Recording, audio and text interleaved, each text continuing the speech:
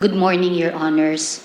Good morning, distinguished amici. I am Darlene Marie Berberabe. The Office of Solicitor General respectfully re-enters its appearance for the respondents in these consolidated petitions.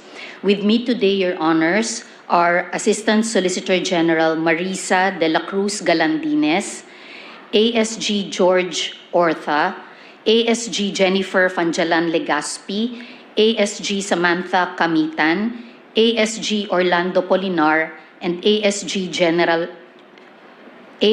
Mark Perete. Other lawyers of the ASG are in the gallery to provide assistance whenever necessary. Also with us are DBM Assistant Secretary Romeo Matthew Balangkit, the DBM's representative to the Development Budget Coordination Committee, DepDev Undersecretary Joseph Capuno, the DepDev representative to the Investment Coordination Committee. Other representatives from the DBM and from the DepDev are also in the gallery. We are also joined today by representatives from the Bureau of Treasury, Attorney Pablo Evangelista and Attorney Rinzel Ican. Thank you, Your Honors.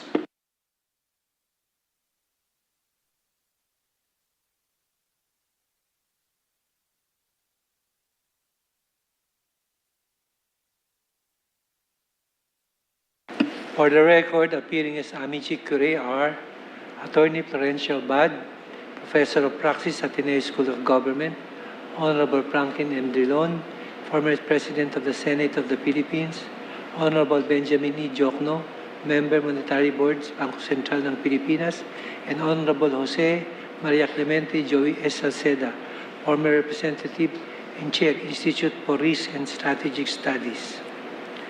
We now proceed with the continuation of interpellation by Associate Justice Alfredo Benamin Caguiwa. Thank you, Chief. Can I ask the Solgen, please? Just a few questions. In the last oral arguments, I requested for specific documents relating to the 2024, 2025, and 2026 budgets. Have you submitted those documents? Your Honor, we have submitted our compliances with regard to the manifestation or compliance dated July 10, 2026. You specifically requested, Your Honor, supporting worksheets, spreadsheets, and background calculations. Those are not part of the submissions, Your Honor. We relayed to our clients, the House and the Senate, and they furnished us with the BICAM report and their joint explanation of the differences in that were effected in the changes during the BICAM meeting, Your Honor. And is it complete? So with regard to the spreadsheets, Your Honor, it is not part of the submission, Your Honor. So we forwarded to the Supreme Court the documents that were furnished us by the House and the Senate, Your Honor. We also checked the rules of the House and the Senate, Your Honor, and their rules require that the BICAM committee to issue a BICAM report. The chair of the Appropriations Committee, also of the House, provided the joint explanation of the differences that were determined and decided during the BICAM, and all of those were forwarded to your honors, please. And this was filed only on July 10? Yes, Your Honor. There is also a compliance dated July 8. Two compliances were dated July 8, Your Honor.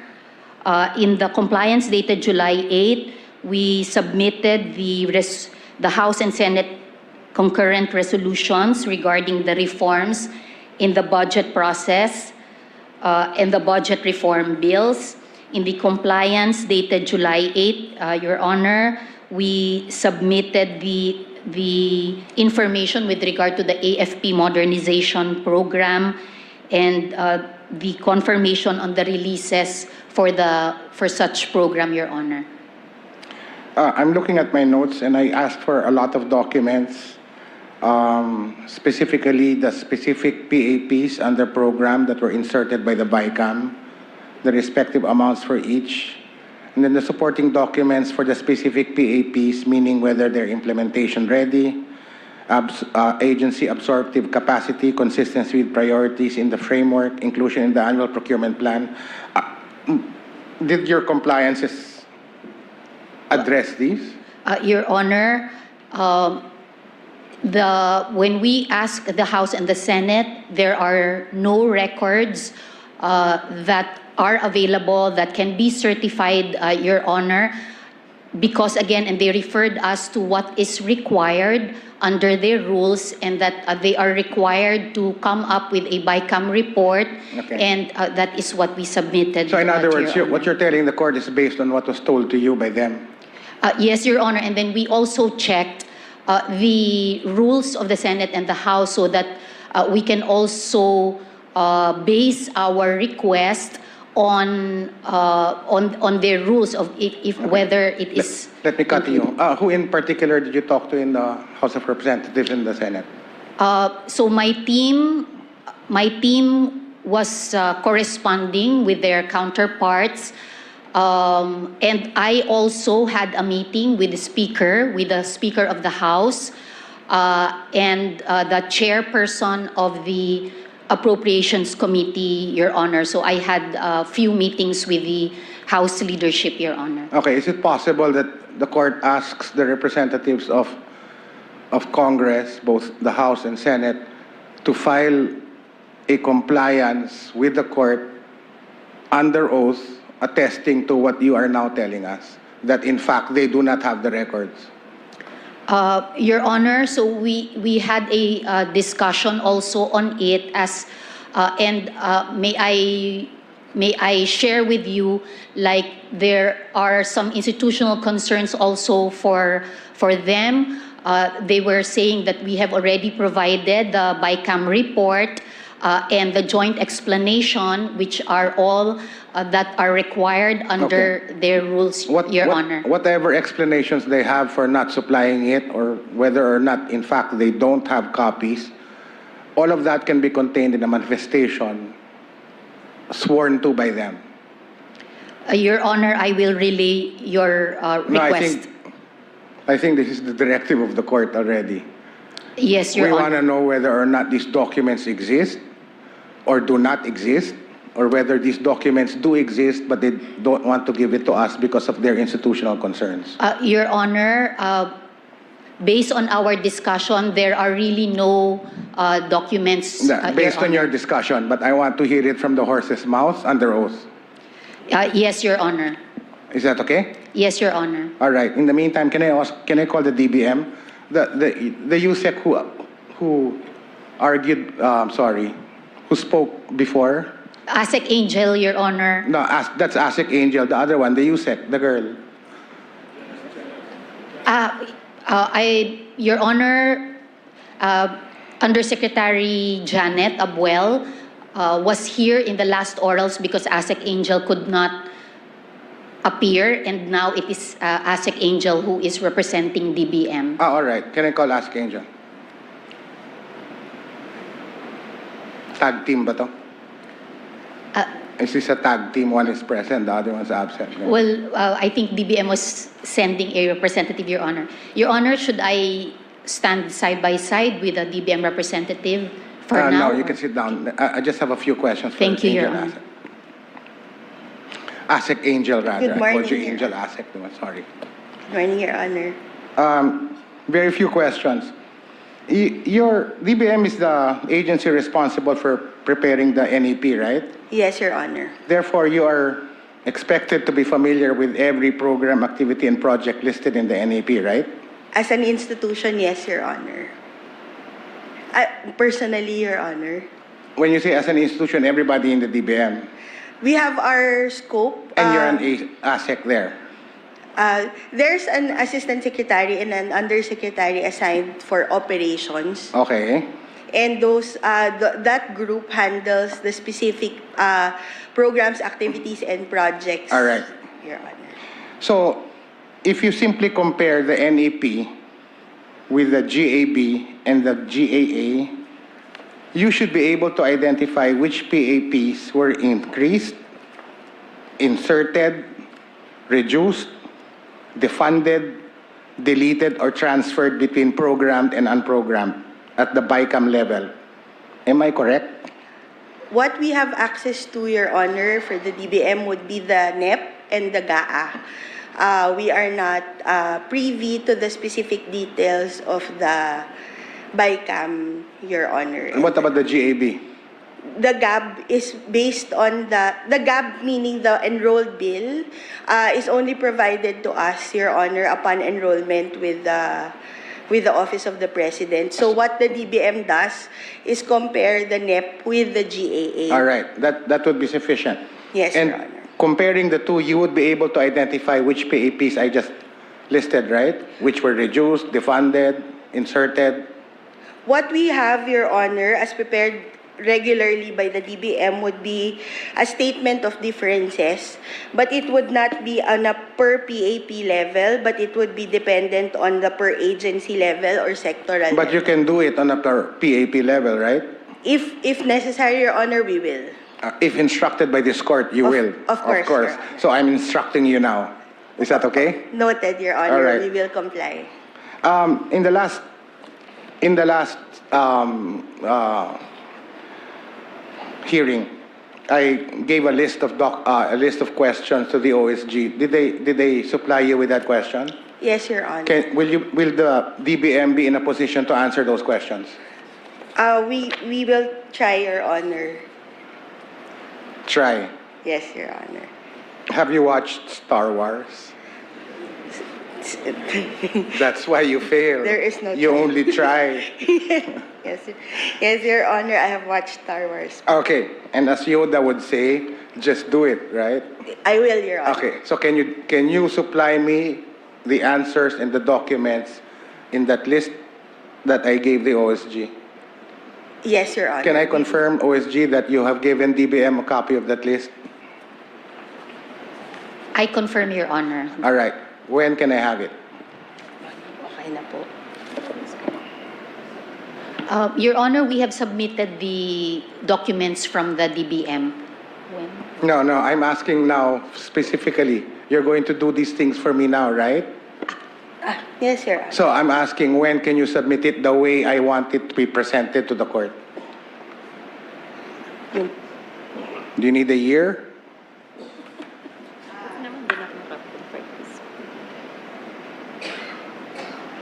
Would it be possible to ask for 30 days, Your Honor? Justice Nakita Marvick ko. is Would it be possible to request for 2 weeks, Your 15 days. Honor? 15 days. Okay? Yes, Your Honor. All right. Thank you. From today. Thank you so much. That will be all, Chief. Thank you, Justice Kagiwa. May I call on Justice Raul Villanueva to proceed with his interpellation? Thank you, Mr. Chief Justice. Maraming salamat po, Diyos Agina. May I call first to the podium the counsels for Representative Edsel Lagman et al.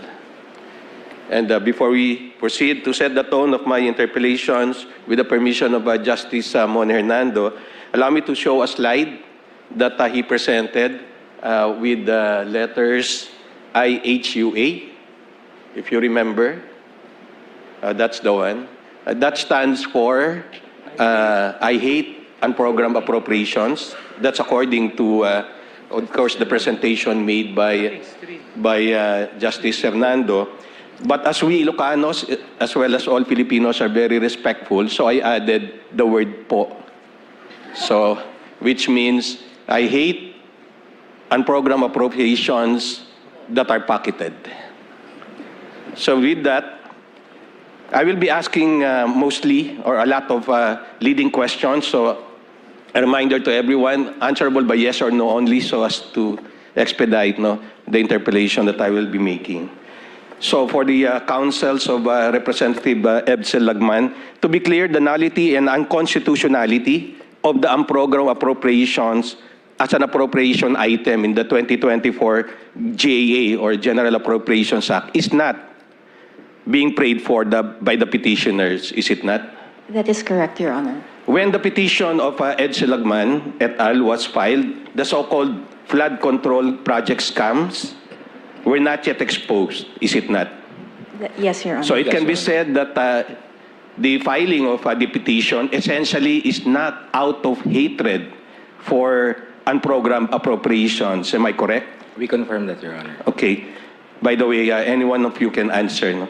Actually, no specific project, program, activity, or project, or PAP, in the unprogrammed appropriations for the 2024 budget was particularly questioned by petitioners Lagman et al. Is it not?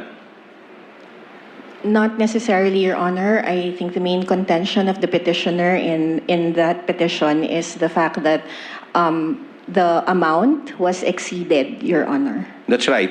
So it is only the excess of what was submitted by the President through its 2024 NEP that is being questioned by petitioners Edsel Lagman et al.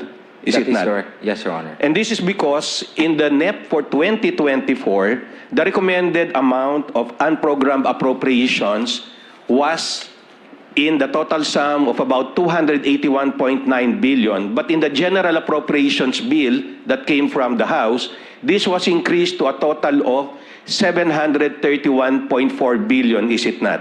Yes, Your Honor. So, and the basis of Lagman et al. In questioning this increase is the provision of the Constitution, particularly Section 25(1), Article 6. Am I correct? Yes, Your Honor. That's slide number 5. So, by the way, there were excesses in unprogrammed appropriations in 2022 and 2023. So, among others, but the petitioners, Edsel Lagman, did not file, actually, a petition to assail these excesses in the unprogrammed appropriations, is it not? Yes, Your Honor. By the way, I have with me the exhaustive discussion on the history, concept, and purpose of unprogrammed appropriations. Do you have a copy of this one? This is a submission from the OSG, am I correct? Yes, Your Honor. We have already requested that one, Your Honor, to our clients, Your Honor. May I just request the Solgen to confirm if this came from your office, part of your submissions? Exhaustive discussion on the history, concept, and purpose of unprogrammed appropriations, unless it did not come from you. If it did not come from you, may I know if you have a copy of this one? Your Honor, may I have a copy and to check in our tracker because it's a long list of documents that we submitted.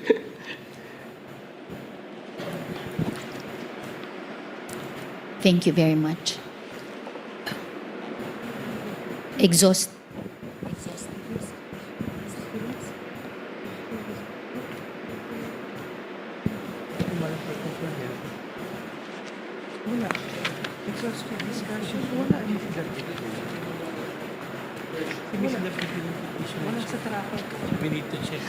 Your Honor, as of now, we are not able to identify that this is coming from... But may I know if you have a copy of that particular...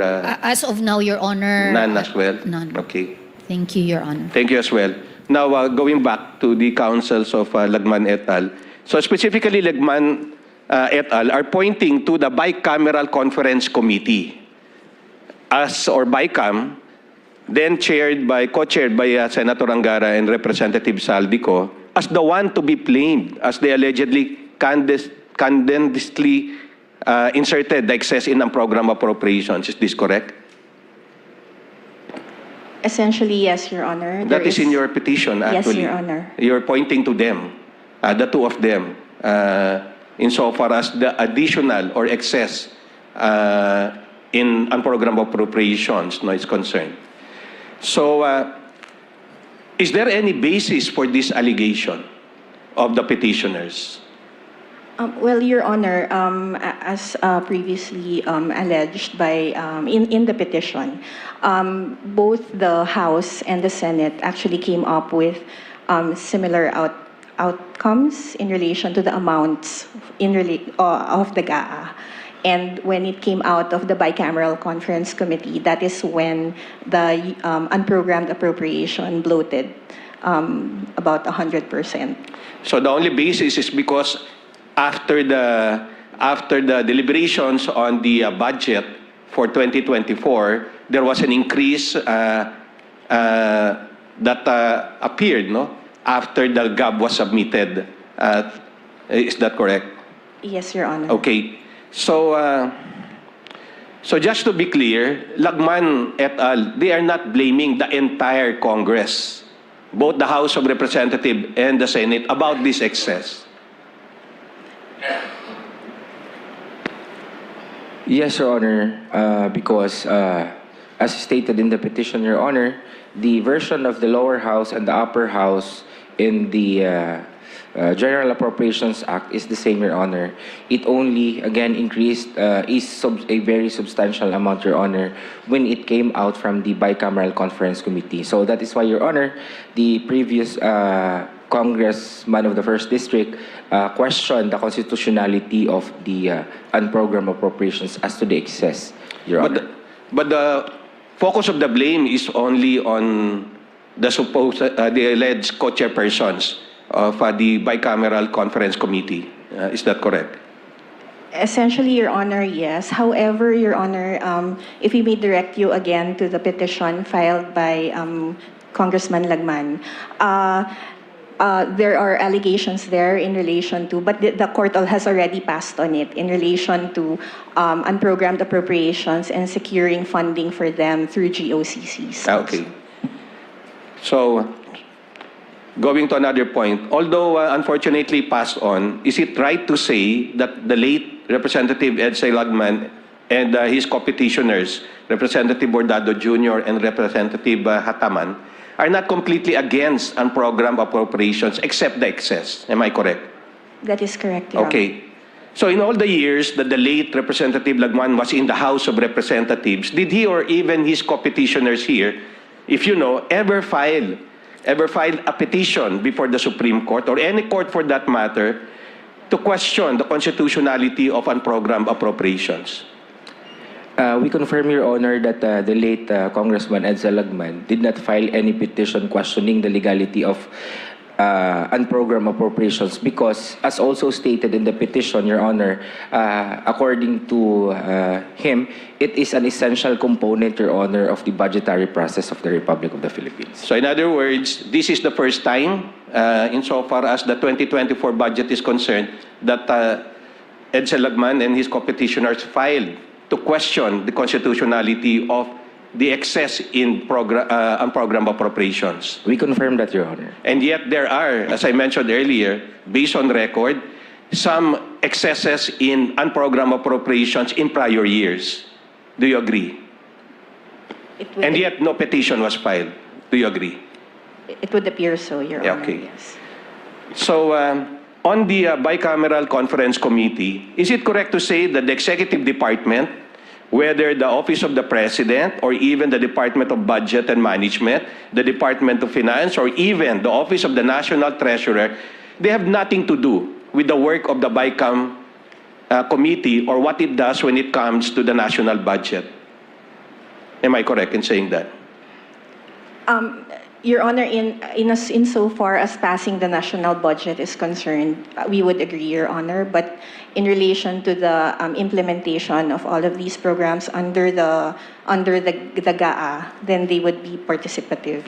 But they would have participation. Okay, but the question, Counsel, is do any of these executive officials or offices, executive department offices or officials, the Office of the President, the National Treasurer, the Secretary of the DBM, or even the Secretary of Finance, do they have anything to do with the work of the BICAM? No, Your Honor. Okay. So in the petition of Lagman et al., they are not blaming the Executive Department about the 449 billion excess or insertion in the GAB or the General Appropriations Bill, is it not? That is correct, Your Honor. After all, this excess in the unprogrammed appropriations, as mentioned in your petition, did not come from the Executive Department, is it not? Yes, Your Honor. Now, when referring to the budget in Section 25.1, which is there, you agree that this refers to the budget as provided in the NEP from the President, is it not? Yes, Your Honor. The word budget there refers to the NEP. Yes, Your Honor. Okay. So the budget or appropriations referred to in Section 25 is not what is contained in the General Appropriations Bill or even in the General Appropriations Act as annually legislated by Congress, is it not? It may not necessarily be the same, Your Honor. Yes, but we're talking about the word budget there in Section 25. So it only pertains to the NEP, does not pertain to the GAB, does not pertain to the GAA. Is that Yes, correct, Your Honor. Counsel? I agree, Your Honor.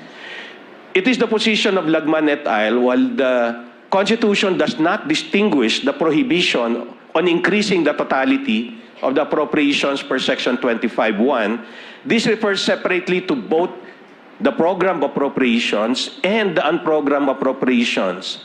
Is it not? What the petitioners are saying. Yes, Your Honor. Okay, so what is the basis in saying that?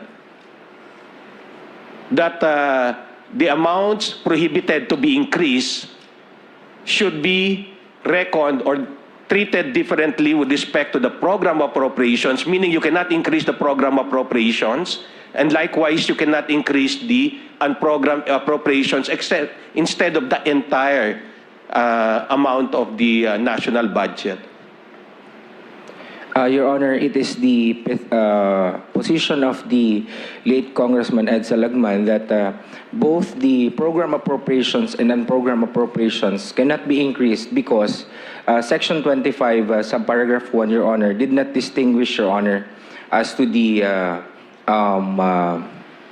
budget that may not be increased, Your Honor. So it is also his humble petition that since the law did not distinguish, the legislators or the bicameral conference committee cannot also distinguish, Your Honor. So in other words, the petitioners are saying that if the program appropriations is about 5 trillion, Congress cannot increase it. If the unprogrammed appropriations is, for example, 500 billion, Congress cannot increase it based on Section 25.1. That is the position of the petitioners, Your Honor. Okay, very well then. The insertions of the BICAM conference for the 2024 budget were both approved by the House of Representatives and the Senate separately in plenary, is it not? Yes, it was, Your Honor. And the President or the Executive Department has nothing to do with the ratification done by Congress about any report coming from the BICAM committee, is it not? That is correct, Your Honor. However, Your Honor, in the petition, it was also the submission of petitioners Lagman and Hataman that no veto was also done by the executive in relation to the excess, Your Honor. Okay, but you know that the veto comes after the GAB no, Yes, Your has Honor. been submitted, and after being ratified by both the House and the Senate, is Yes, it Your not? Honor. Yes, Your Honor. And that you are referring to the enrolled bill, is it not? Yes, Your Honor. The one that can be vetoed, the subject of a veto is an enrolled bill, is it not? Yes, Your Honor. Okay. It is confirmed that for Lagman et al., the unprogrammed appropriations are essential components of the total national expenditures, is it not? Yes, Your Honor. That's why you're only questioning the excess, you're not questioning unprogrammed appropriations per se, isn't it? Yes, Your Honor. So my question is, why is this so? Your Honor, it is the petition. It is Petitioner Lagman and Hataman's submission, Your Honor, that it is part of. It contributes to executive flexibility, Your Honor. Okay. I'm done with my interpellation with respect to your petition. Thank you so much. Thank you Your very Honor. much, Your Honor. Okay. May I call on the counsel for Senator Aquilino Pimentel III and Pantaleon Bebot Alvarez.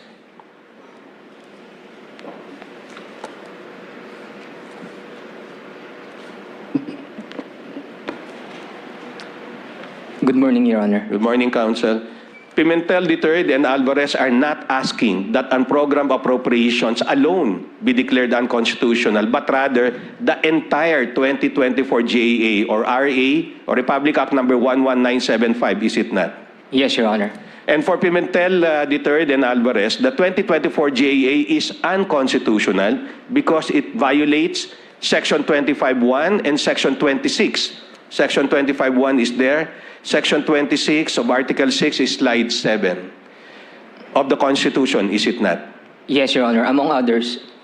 Okay. As in the case of Lagman et al., when Pimentel III and Alvarez filed their petition even before, this was done even before the so-called flood control project scandal were yet in the news or even the subject of the State of the Nation address last July 2025 of President Marcos, is it not? Yes, Your Honor. Because of the petition filed by Lagman et al., we are now familiar with Section 25(1), of course. Yes, Your and Honor. of course, when it comes to Section 26, this pertains to Congress making sure, among others, that no bill shall be passed by it to become law unless it has passed 3 readings on separate days, is it not? Yes, Your Honor. So, in Section 26, is it not that this pertains to ordinary bills and not to appropriation bills? Your Honor, the law stated in Section 26, Your Honor, Section states... 26 there. Yeah. Yes, Your Honor. Okay. It is, the wording is bill, Your Honor. Every bill passed by Congress, Your Honor. So, bill can encompass even this general appropriations bill, Your Honor. Okay.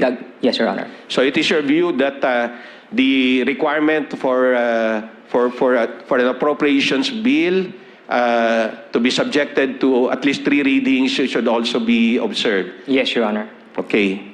But you agree that there are separate provisions, particularly for appropriations laws, is it not? Yes, Your Honor. Okay.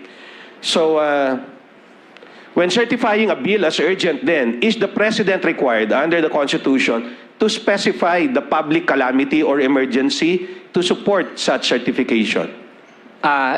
Yes, Your Honor. Is it not enough that a calamity or public emergency is mentioned so as to meet this requirement? Your Honor, if it is mentioned, it is enough, Your Honor, declaration from the President. Okay. If Congress then enacts a bill into law that has been certified as urgent by the President, but the public calamity or emergency was not specifically provided, then such certified as urgent law should be declared as unconstitutional, as is your position? Yes, Your Honor. It's our position, Your Honor. So whose fault is it then that supposedly improperly certified as urgent bills were enacted into law? Is it the executive branch, headed by the President, or the legislative branch who acted on such certification?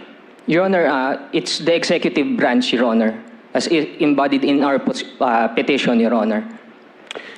Are you saying that Congress can reject a certification done by the President for a bill to be enacted into law? Yes, Your Honor. So, if even if the Congress decided to act on such certified as urgent bill and enacted it into law, it should be the executive branch who should be blamed for such law?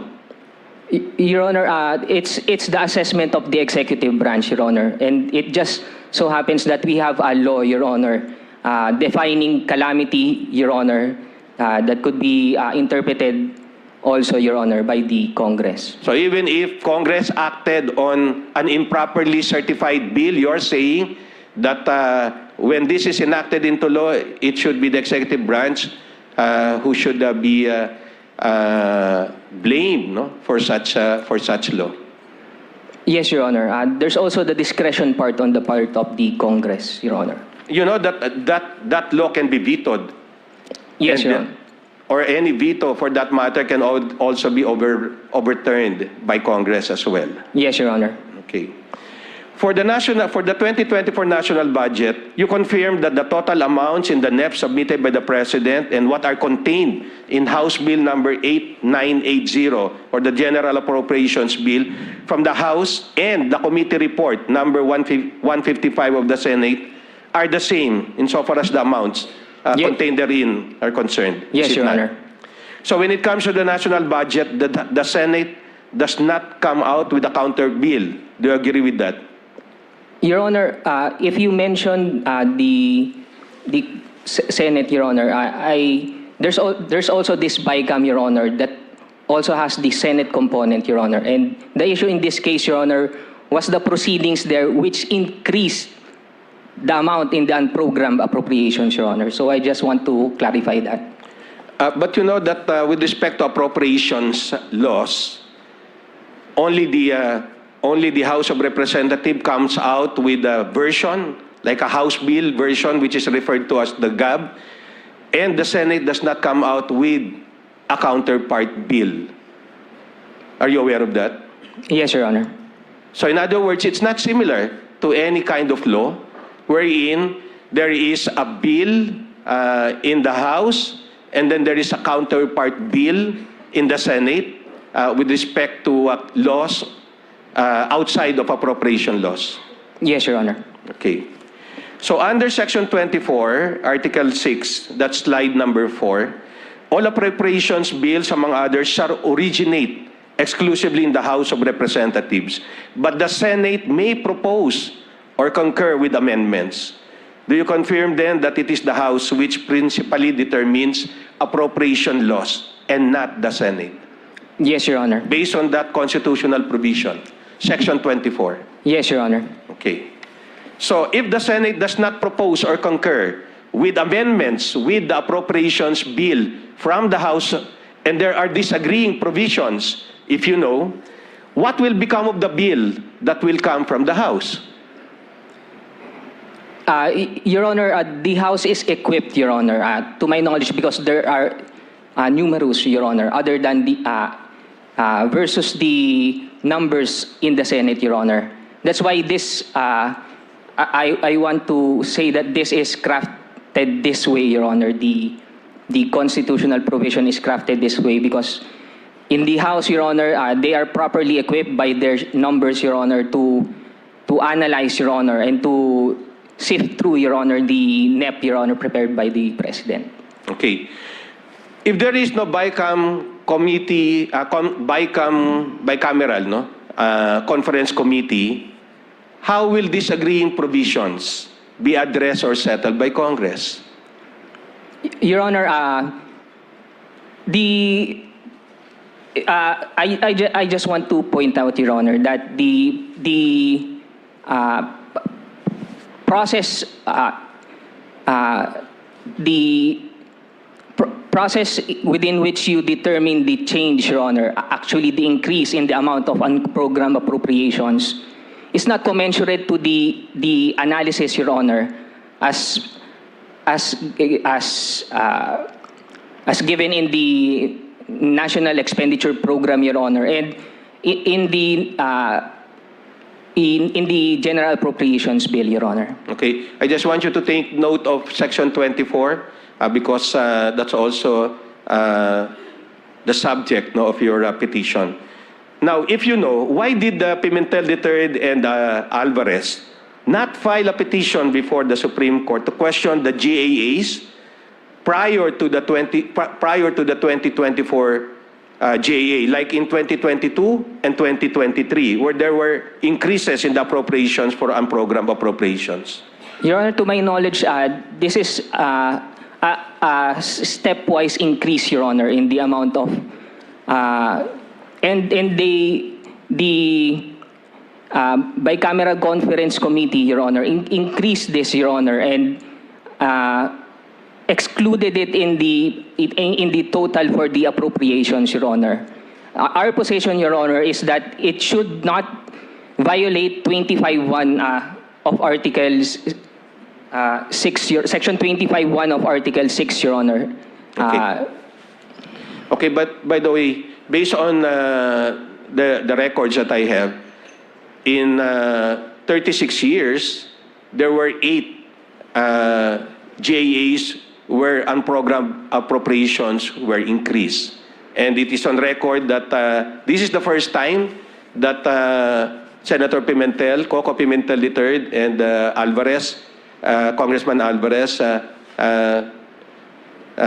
filed a petition to question any excess in unprogrammed appropriations. Is it not? Yes, Your Honor. And this is a unique case, Your Honor, because they are excluding it from the total, Your Honor, of the appropriations, Your Honor, as contained in 25-1, Your Honor. Yes, but Counsel, as I was saying earlier, in 2022 there was an increase in the unprogrammed appropriations. In 2023 there was also an increase in the unprogrammed appropriations, but no petition was filed by Pimentel or even Alvarez regarding these increases. Is it not? Yeah, yes, Your Honor. Okay. Now, why again is it that Pimentel III and or Alvarez not asking for unprogrammed appropriations to be nullified and instead the entire 2024 GAA to be declared unconstitutional? Your Honor, to my readings, Your Honor, and to my talks with my clients, Your Honor, this also involves the emergency, the declaration of emergency or calamity, Your Honor, which the position of my clients, it does not exist, Your Honor, at that time, Your Honor. That's why the expediency by which this enrolled bill, Your Honor, was made, was pointed to in our petition. Okay. But of course, actually, even if it was passed without 3 readings in the House, it still went to the Senate, is it not? Yes, Your Honor. And then it was only after both chambers or houses have reconciled, perhaps even their disagreeing provisions, that eventually the enrolled bill was transmitted to the Office of the President sometime in December, is it not? Yes, Your Honor. It Okay. was opposed by my client, Your Honor, So Pimentel. in other words, it took a while eventually before this particular appropriations law reached the Office of the President. Yes, Your Honor. Okay. Incidentally, is it correct to say that Pimentel III and Alvarez are not completely against unprogrammed appropriations and they question the 2024 GAA because the excess in the unprogrammed appropriations is violative of Section 25(1), Article 6, and since the General Appropriations Bill was certified as urgent contrary to Section 26, Article 6, is it not? Your Honor, I just want to point out that in the last 3 paragraphs, Your Honor, we mentioned Article 6, Section 25(4) of the 1987 Constitution, Your Honor. That is with respect to the 3 readings. That is with respect to the special appropriations, Your Honor. Okay. Yes. Your Honor, I just want to read again or state again that... No, it's okay, Counsel. That's not part of my question. Yes, Your Honor. Okay. Just curious. Since the fiscal year 2024 is already over, is Pimentel III and Alvarez still pursuing their prayer for the 2024 GAA to be declared as unconstitutional? It's already 2026, Counsel. Your Honor, I think there is already precedent for this, Your Honor. In the PhilHealth case, Your Honor, it was ordered that the an excess, Your Honor, to be returned, Your Honor, in the subsequent or next General Appropriations Act, Your Honor, or the enrolled bill approved by the President. So, using that as basis, Your Honor, I think it is possible, Your Honor, but it is post, Your Honor, return, Your Honor, by way of appropriations, Your Honor. So, that to you is the benefit of having the 2024 GAA declared as unconstitutional? Yes, Your Honor. And you're also so also that there may be precedent, Your Honor, that no, we espouse, Your Honor, that the increase in the appropriations was done here, Your Honor, in violation of 25(1) of Article 6, Your Honor. Okay. Thank you, Counsel. I'm done with my interpretation with respect to your clients. May I call on the counsels for Filipinos for Peace, Justice, and Progress movement, please. Thank you. Thank you, Your Honor.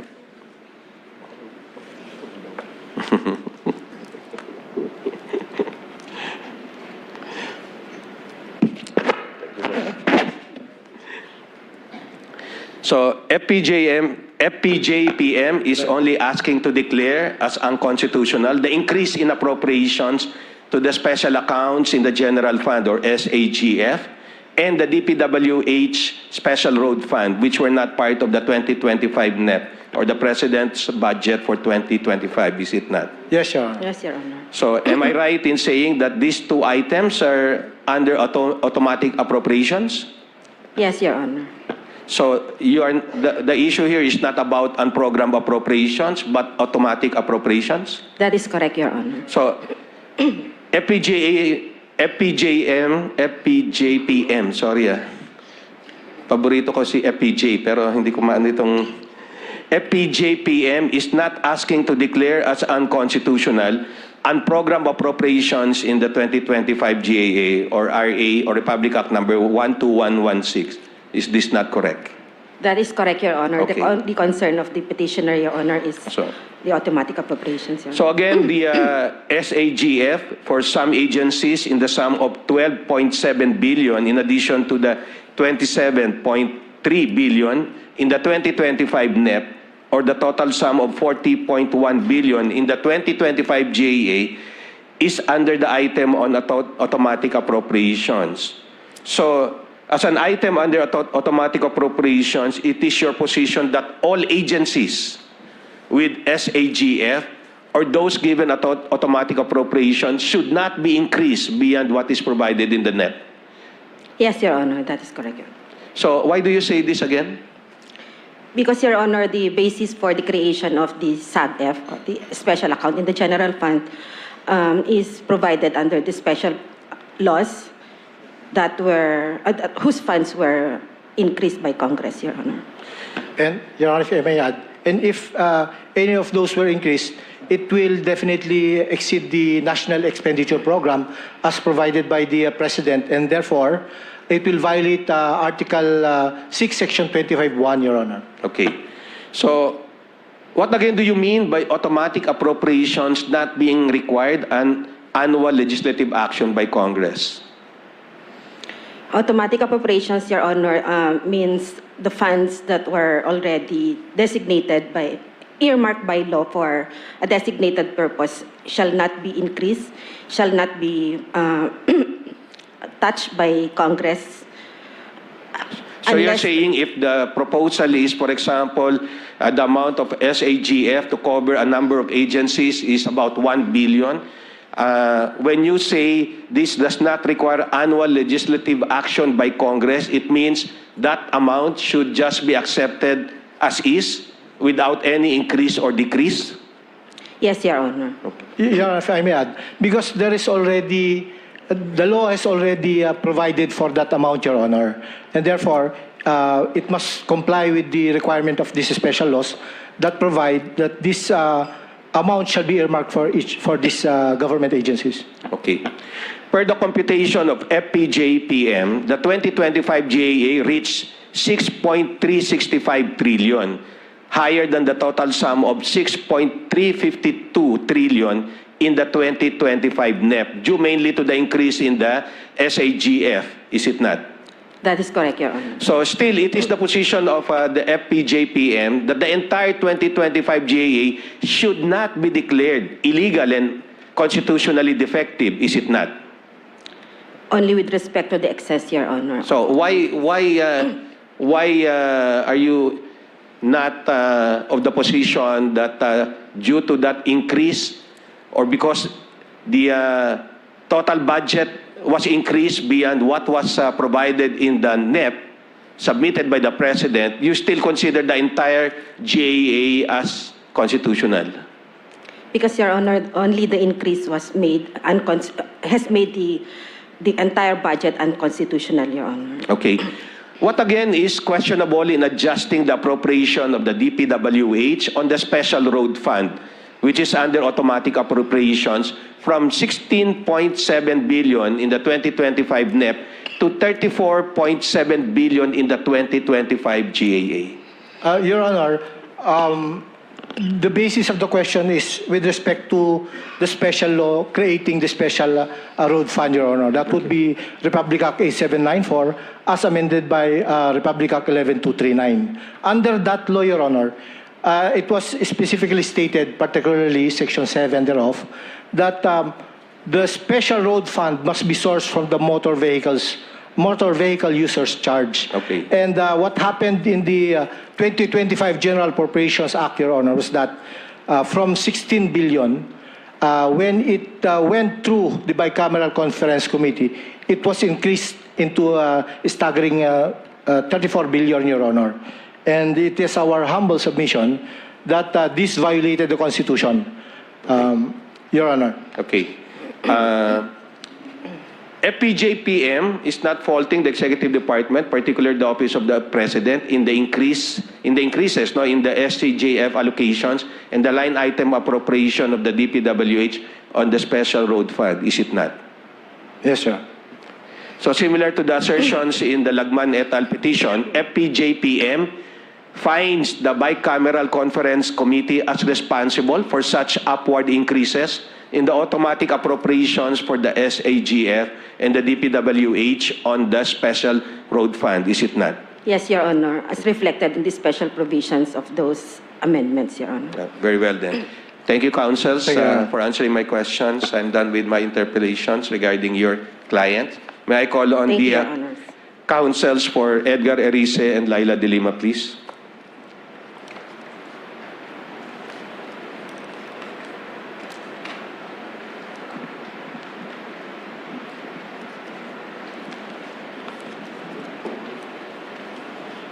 So any of you may answer my questions. Erice and De Lima are not questioning the entire 2026 GAA or Republic Act number 12314, but only the constitutionality of unprogrammed appropriations, is it not? Yes, Your Honor. So their petition is not completely similar to the petitions of Lagman et al. Do you agree? Yes, Your Honor. And not likewise similar to the petition of FPJPM, is Yes, it Your not? Honor. And only related but not in the same way insofar as the petition of Pimentel III and Alvarez, which seeks to declare as unconstitutional the entire 2024 GAA, not only the unprogrammed appropriations, is it not?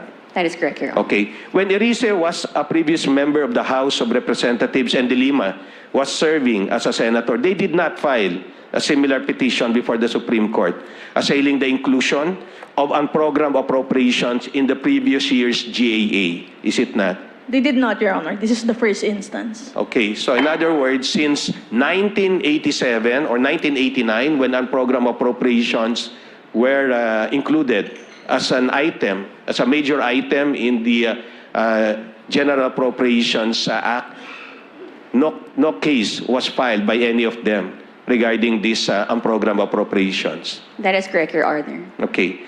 So, Erice and De Lima, in filing their petition, claimed that the magnitude, contingent nature, and structure of the unprogrammed appropriations expose public funds to the risk of unconstitutional release and expenditure, is it not?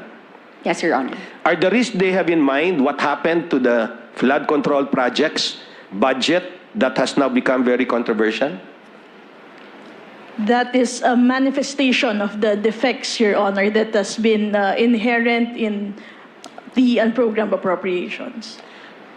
President Marcos Jr. vetoed 92.5 billion out of the 243.4 billion in unprogrammed appropriations in the 2026 GAB, which became, of course, the GAA for 2026, which is the subject of the petition of your clients. So leaving approximately about 150.9 billion in unprogrammed appropriations.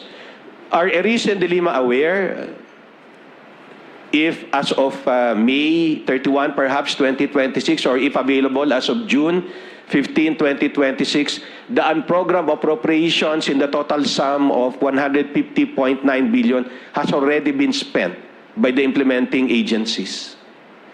Are your clients aware? We have no information as to Okay. that, Your Honors. And if at all, is there any report that the funding for flood control projects in the 2026 GAA ended up being pocketed by government officials or contractors, similar to allegations involving previous year's budgets? For the 2026, Your Honor, there will be no No reports expense yet. of that nature because the remaining items under unprogrammed appropriations are too specific, Your Honor, namely the AFP modernization program, the risk management program, and for foreign assisted projects, Your Honor, which will preclude, Your Honor, a similar expense as in the previous Previous years. Very well then. So at this point, may I just ask the OSG to be ready regarding documents showing that the total amounts of unprogrammed appropriations in the 2024 GAA, in the 2025 GAA, and in the 2026 GAA, so far as available, were spent already, and what is the balance, if any? So I'm referring to all unprogrammed appropriations for 2024, 2025, and 2026, whatever are the items there, if these have been spent already, and if there is any balance for 2024, 25, and 26. Yeah, noted, Your Honor. Okay, thank you.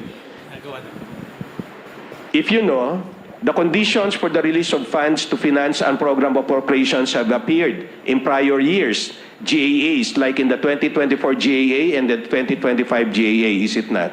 There are conditions. Yes, Your Honor. Okay, so it is just the conclusion of a recent dilemma that Section 22, which is slide 8, Article 7, was violated because unprogrammed appropriations are not supported by a BESF. Is that correct? Yes, Your Honor. One of the grounds is that there is no source of funding under the unprogrammed appropriations, Your Honor. But is it not that unprogrammed appropriations actually have separate sources of funding not covered by the BESF? Separate contingent sources of funding, Your Honor. So, which means that when the BESF is submitted as well, together with the proposed budget for a particular year, it does not cover funding for unprogrammed appropriations, is it not? Your Honor, our position is that those conditions do not amount to the sources of funding as contemplated under Article 7, Section 22, because even the extent of that was based, Your Honor, on studies by our economic managers, and those conditions, as contained in the special provisions under unprogrammed appropriations, are generic and merely events, Your Honor, that should happen. But you agree that when you talk about the BESF, it talks about funding program appropriations and not unprogrammed appropriations. We agree, Your Honor, that it is just one appropriations, Your Honor. But with respect to what is being submitted to Congress, BESF refers to or will cover largely program appropriations, because unprogrammed appropriations, as you mentioned earlier, are covered by different conditions, is it not? That would be the ideal, Your Honor. Okay. Is this allowing the inclusion of unprogrammed appropriations, which is the main focus of your petition, which has been included in the NEP for many years already, and which then serves as the basis of the GAB, wherein the GAB is completely the act of Congress? Is doing that surrendering the constitutional prerogative given to Congress, particularly its power of the purse?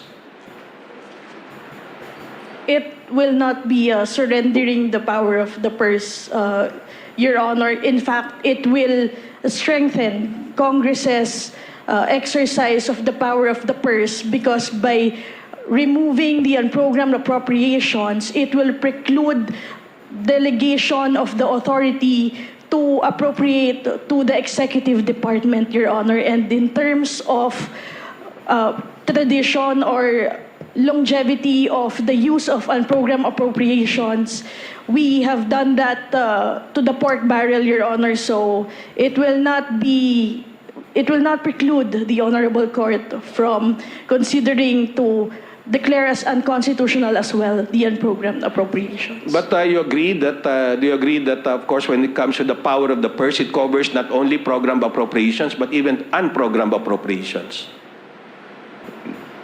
If we may, Your Honor, appropriations, as this court has defined in the past, is the designation of determinate and determinable amounts. And that characteristic, Your Honor, is not present under unprogrammed appropriations, Your Honor. And just to add on that, Your Honor, it also supports the idea or the constitutional provision on the germaneness, such that such appropriation has to be particular, unambiguous, and appropriate, Your Honor. Hence, it is our submission that it is not surrendering, but strengthening the power of the purse lodged in the Congress, Your Honor. But when I say power of the purse, it means that the submission of the executive department through the NEP can be the subject of scrutiny of Congress, and it can exercise its power of the purse by determining which amount should be appropriated without going beyond what is provided in the NEP, is it not? That is correct, Your Honor. Okay. So, with respect to program appropriations, do you consider, because in your petition, you mentioned that Congress, even if unprogrammed appropriations is allowed, must still comply with the non-delegation doctrine, which requires that any delegation of discretion be accompanied by sufficient standards to guide the implementing authority. So we're talking about sufficient standards. So my question is, with respect to program appropriations, do you consider the need for standards to be fixed as well by Congress to meet the requisites of proper delegation? Take note, because in non-program appropriations, before you answer, there are conditions that you put, that Congress put there before the release of any amount under unprogrammed appropriations. I'm asking is, do you still need the same kind of standard for purposes of program appropriations? It is no longer necessary, Your Honor, because the appropriation itself is the authority given by Congress to spend that certain amount of money and bring that out of the Treasury, Your Honors. Okay. Is it not that unprogrammed appropriations are appropriations intended for the operations of the government for a particular fiscal year? Yes, Your Honor. Okay. If unprogrammed appropriations are completely disallowed, all budgetary proposals will be considered only as program appropriations and automatic appropriations, will it not? Because you're taking out unprogrammed appropriations. That is what we maintain, Your Honor, Okay. and if that is so important, it should be under programmed appropriations. Even automatic appropriations, is that what you're saying? Not So we anymore, still- Your Honor, because we are talking about just the budget submitted by the President for the operations of the government, and the automatic appropriations have already been allocated amounts for by law as well, Your Honor. Okay. So if we only have program appropriations and automatic appropriations, then the funding for these appropriations will all be based on the BESF, is it not? As contemplated by the Constitution, yes, Your Honor. Will this not limit the capability of the government to spend, since we do not expect that all revenue collections will be sufficient to cover all program and automatic appropriations? No, Your Honor. As mentioned during the last hearings, Your Honor, there is also a supplemental budget or special appropriations, such that if there is a need, the Congress, Your Honor, may meet and convene and enact a special appropriations for particular purposes, Your Honor. But you know already the process insofar as supplemental appropriations or special appropriations are concerned, that it goes through the same legislative mill, passing through the House and then going to the Senate, is it not? Yes, Your Honor. Okay. Thank you very much, counsels. I'm done with my interpellations regarding your client. Thank you May- very much, Your Honor. May I just call on the Honorable Senator Drilon to the podium.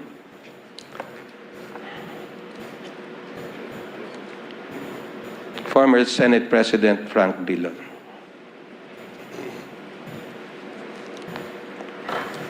Good morning, Your Honor. Yes. Magandang umaga po. On the BICAM Conference Committee, do you find any provision in the Constitution that authorizes its creation by Congress or the Legislative Department? None, Your Honor, but it is born out of necessity because the versions of both houses would not usually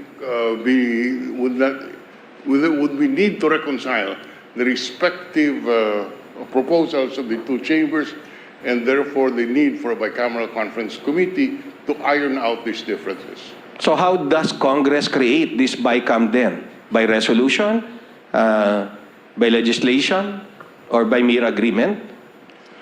To my recollection, I cannot answer that question as a matter of fact as to how Congress came about with the Bicameral Conference Committee. Nung pagdating ko po sa Senado, may BICAM na, and that was in 1995. How it was created, I don't know. Okay. So, who determines the members that will compose the BICAM Conference Committee? If you know. The respective chambers would designate the members of the BICAM, and usually the chairman is the chairman of the budget committee of both houses. Okay. You claim that program appropriations function as a special appropriation contained in the GAA. Is that right? I'm sorry, According sir? to you, program appropriations function as a special appropriation contained in the GAA. That is your statement. Do you recall? Yes, Okay. that is correct, Your Honor, that I recall that statement. Okay. So are you saying that instead of resorting to what is provided in Section 25.4, that's slide 6, Article 6 of the Constitution, wherein a separate special appropriations bill should be filed to supplement the GAA, identifying specifically the available funding source as certified by the National Treasurer, that Congress can just include under program appropriations, special appropriations?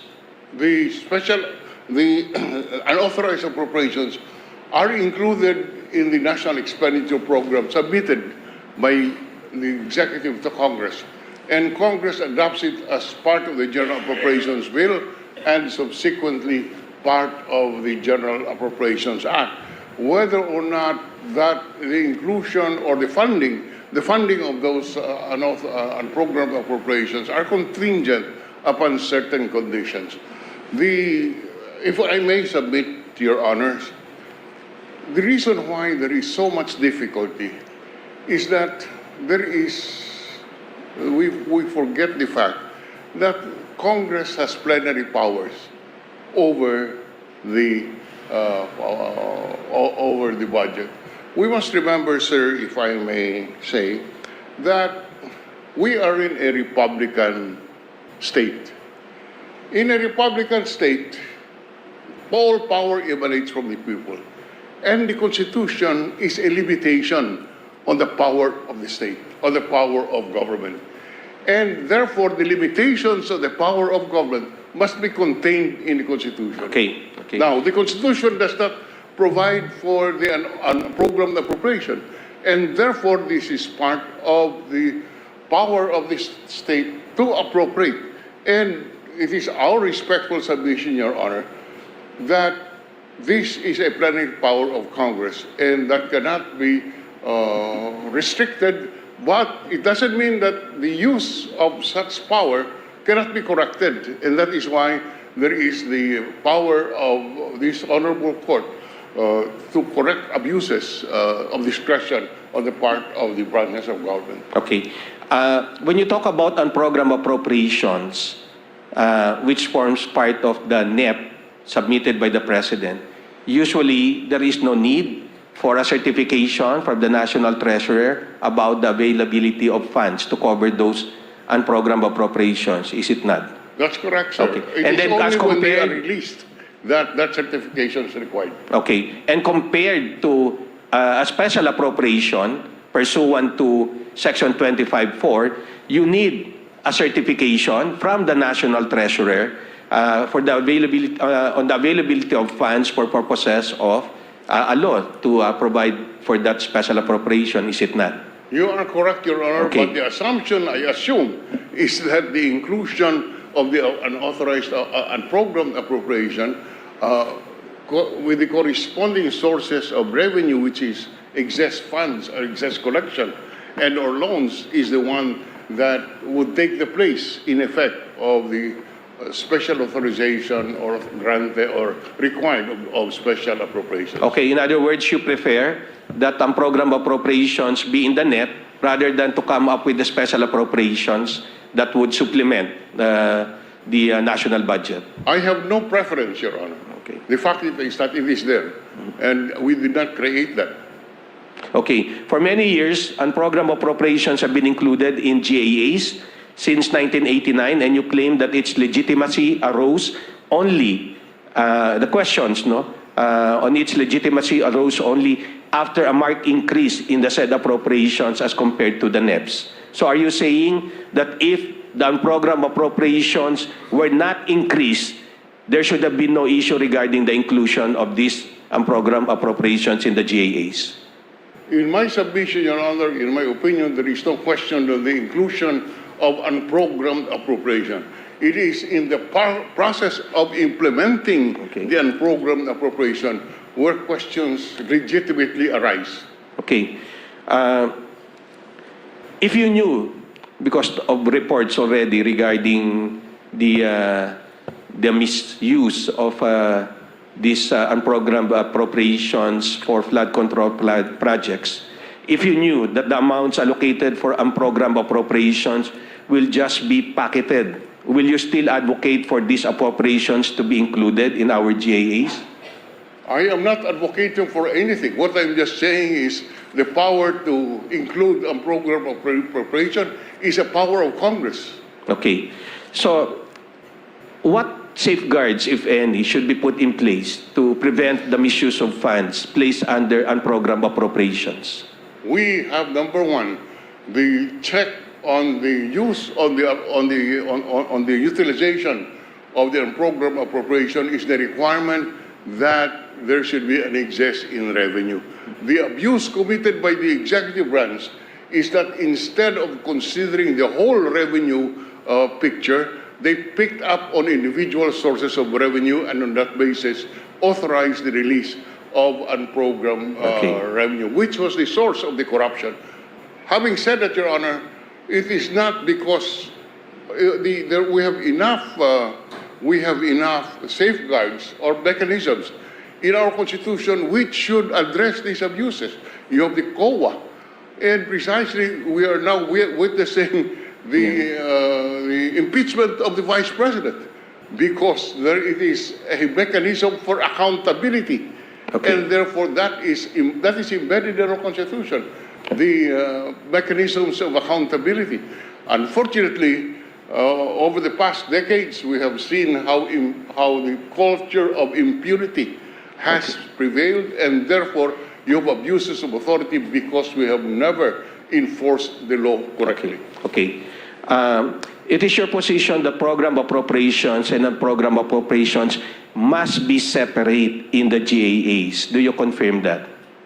As a sound fiscal management measure.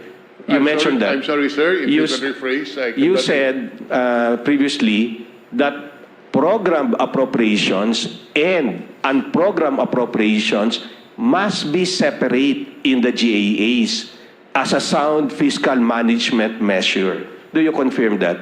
I do not. I'm sorry, Your Honor. I do not recall having made that statement.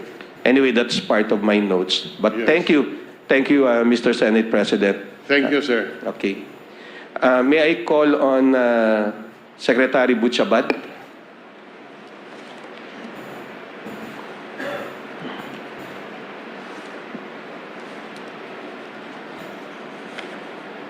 In Ilonggo, that's Salamat Gid pala.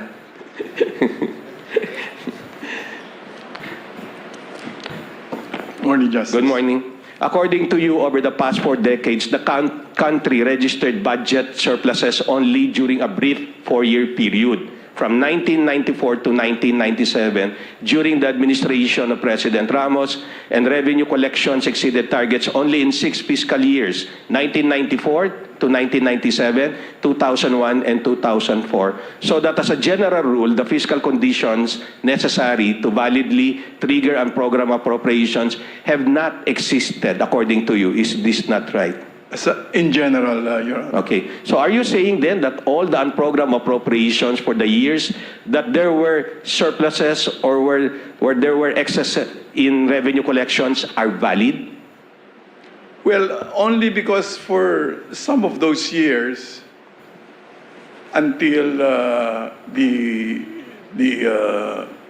Ochoa case, Berica Ochoa case came out, I think it's the PDAF, that's right, the Berica versus Ochoa case came up when it decided that the streams of revenue should be considered in their totality. Okay. Until that point, non-excess, non-tax revenues were the mechanism used to fund unprogrammed appropriations. But then, it was pointed out that that mechanism is not deficit neutral. Okay. I think Belica is about the pork barrel. And Araulio versus Aquino is about the PDAF. Yes. Are you saying then that when you were a member of the House of Representatives as a legislator, did you raise this issue about unprogrammed appropriations being rendered inoperative since there is no surplus or excess in revenue collections to begin with?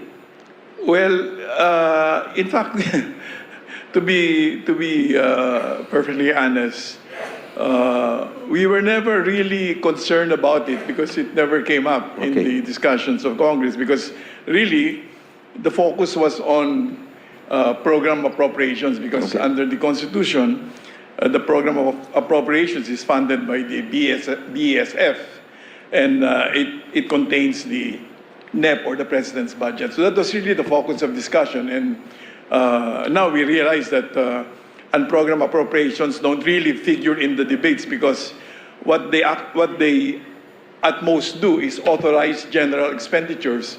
But insofar as identifying sources of financing, these are dependent on fiscal events happening in the future, post-enactment. Okay. And during budget execution, Mr. Chairman. Okay. So it is correct to say then that when you were budget secretary or head of the Department of Budget and Management, you did not ask President Aquino then not to submit a NEP that contained unprogrammed appropriations? Because your not focus during was budget different. submission, Your Honor. Yes, okay. So as former DBM secretary during the Aquino administration, did you have the opportunity to convey to President Aquino then that ang program appropriations in the national budget submitted during his term are fiscally or financially unsound? No, Your Honor, because in fact, I think I recall having utilized the mechanism insofar as drawing from surplus dividends coming from the GOCC's then. But these were not big amounts, Your Honor. Okay.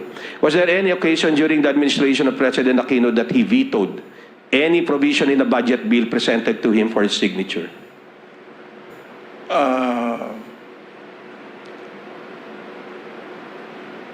I do not recall, Your Honor.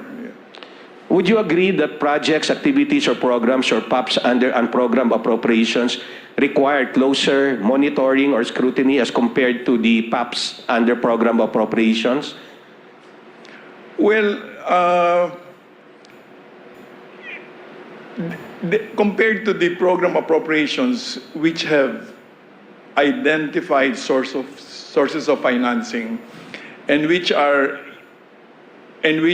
contains the National Expenditure Program, which is really the President's budget, they have been given more scrutiny, because unprogrammed appropriations, while they contain authorized general expenditures approved by Congress, they never really had identified sources of financing, and were dependent on fiscal events that really hardly happened as a general fiscal occurrence, Your Honor. So therefore, it was the program appropriations that was really the focus of attention in the budget process. Okay. So in order to come up with what you refer to as a comprehensive framework for managing the nation's finances, do you have any institutional safeguards in mind to protect public funds from being stolen or pocketed by unscrupulous public officials, individuals, or contractors?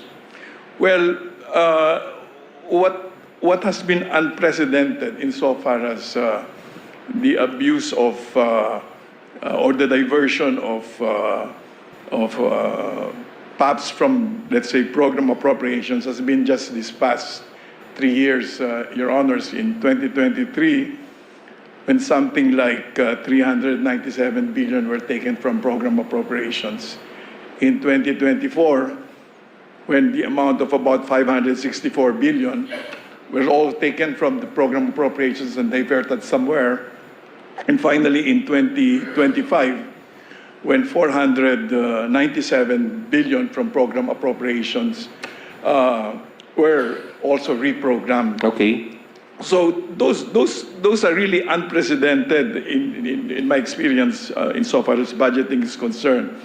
And I think they had little to do with unprogrammed appropriations, but more to do with pooling public funds over which legislators had full control and diversion. And if ever unprogrammed appropriations was mentioned, I think it was more to cover up for that pool of funds over which they had full discretion, and maybe to create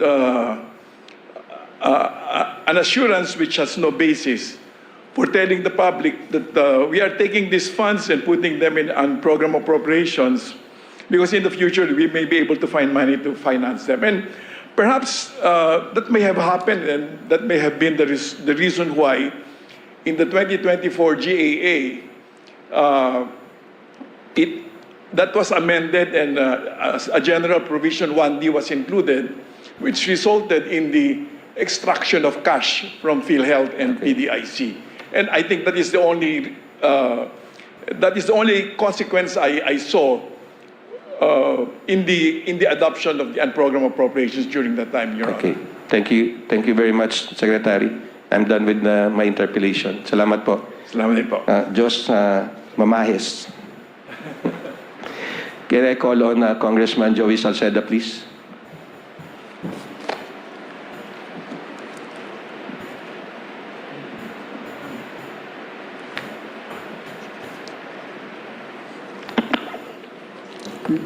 Diyos maray na hapon po.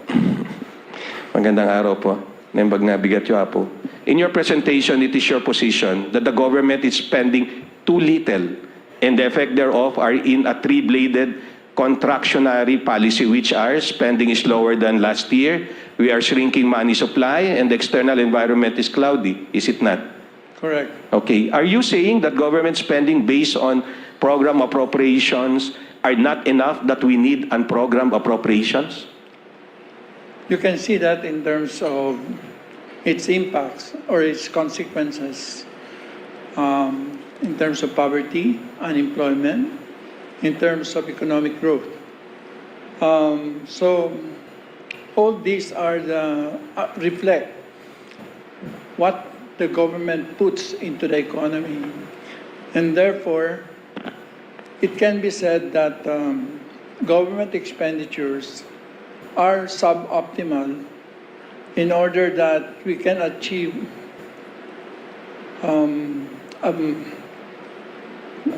the ambition of the ordinary Filipino in terms of for their family or for their children. Okay, so you're saying, in essence, program appropriations are not enough. We should have unprogrammed appropriations. If possible,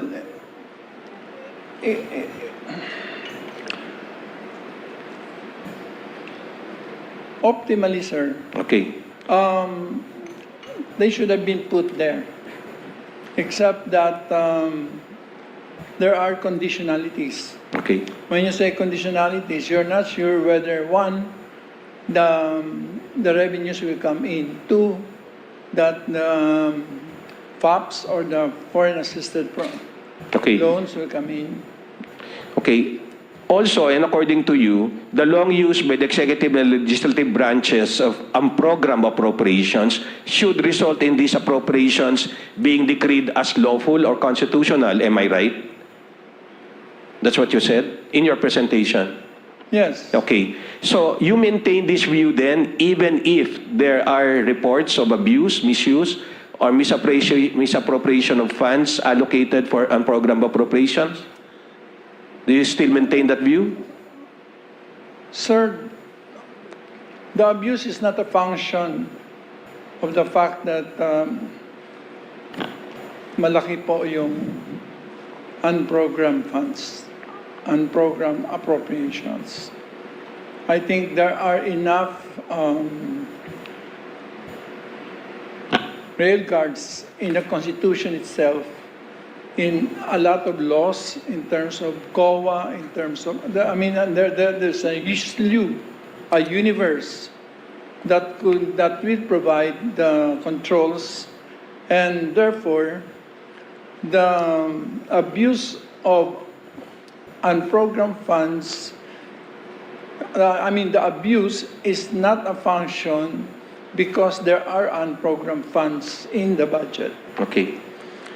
As far as you are concerned, striking down unprogrammed appropriations will neither breed nor bust ghost projects, and that both program and unprogrammed appropriations are vulnerable to implementation abuses. So are you saying that we cannot escape abuses, misuse, or misappropriation of public funds no matter how much we try? I think, sir, the Constitution, if you read a slew of it, and I think I am very tempted to say about Anna Arendt, about the banality of evil. In other words, just reply to the question. okay, sir. Yes. Yes, sir. Okay. So you still would want to see unprogrammed appropriations and just attend to any abuse, misuse, or misappropriation separately? Because the misuse is not because there is unprogrammed funds. Okay. Okay. Now, you mentioned as well in your presentation that striking down unprogrammed appropriations retroactively punishes legitimate contractors. Do you remember that? Yes. Saying so, but this will this not also prospectively avoid illegitimate contractors? But I think Congress, I think, could put in new guardrails so that future misuse, with or without, whether on the unprogrammed funds or the programmed funds, then I think the rules in order to prevent the misuse apply to both. Okay.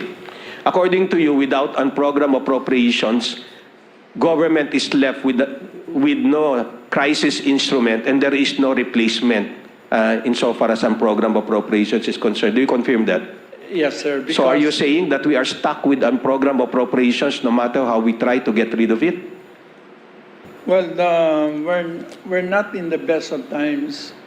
We're trying as much as possible to grow the economy, to put in the general economic strategy in order to grow our revenues and therefore provide, I think, sufficient funds for necessary to reduce poverty, increase growth, and of course, for development. So, ang importante po talaga dyan na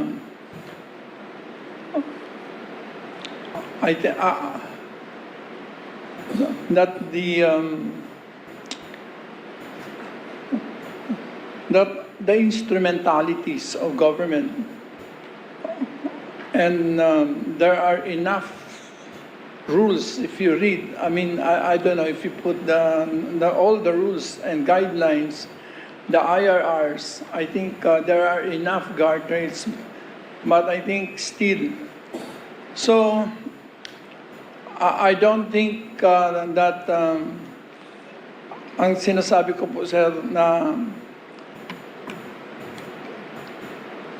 halos lahat ng crisis, let me start the recent crisis, the pandemic crisis. The pandemic crisis, 3 years, 2.4 trillion.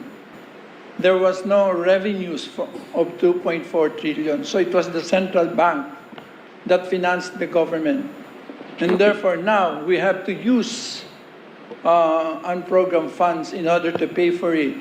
And then again, we had this crisis, the recent Okay. crisis with respect to fuel.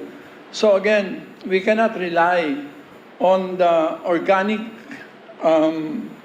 hindi kulang po. Okay. My last question. You conclude in your presentation that an outright invalidation of unprogrammed appropriations will shift to the court, a burden the Constitution assigns to Congress. You remember? Yes, sir. Why do you say that? Briefly, please. Because that is the entire structure of a Republican state. It has 3 branches, and our Constitution assigns full plenary powers on fiscal matters to Congress. Okay. Diyos Mabalos, Congressman. Salamat po. Secretary Ben Jokno, please.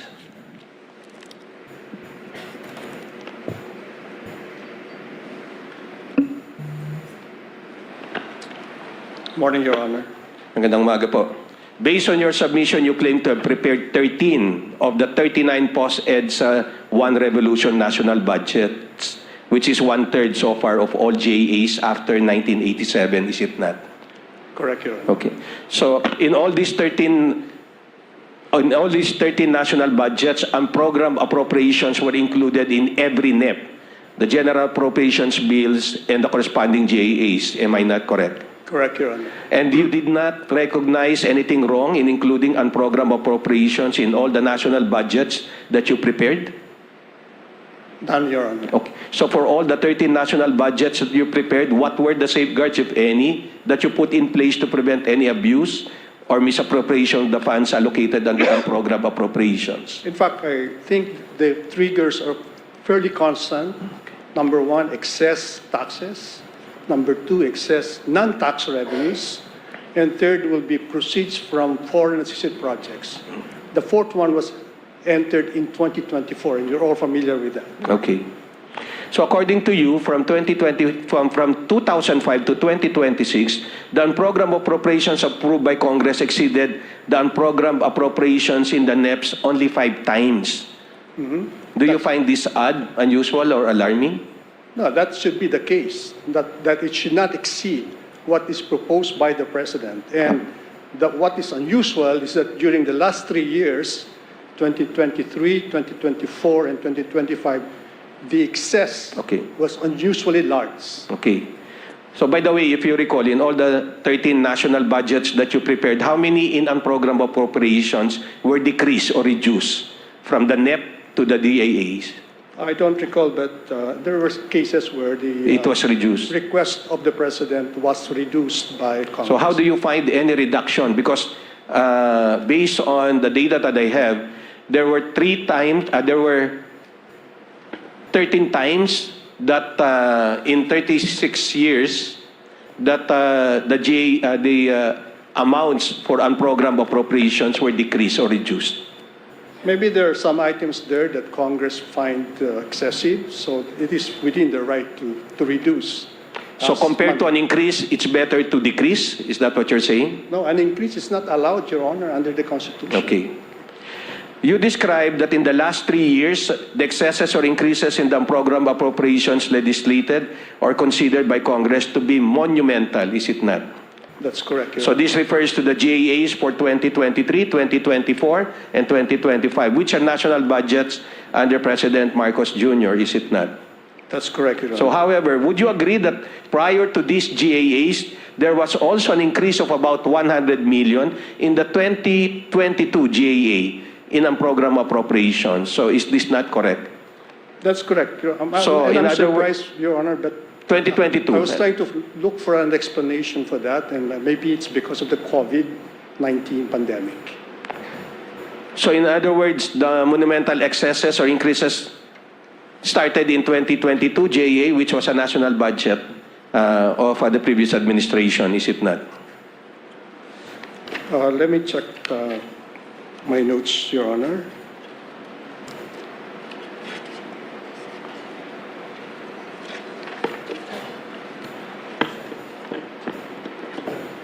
Yeah, I think there's a year under GMA, a year under President Duterte, and 3 years under President Marcos.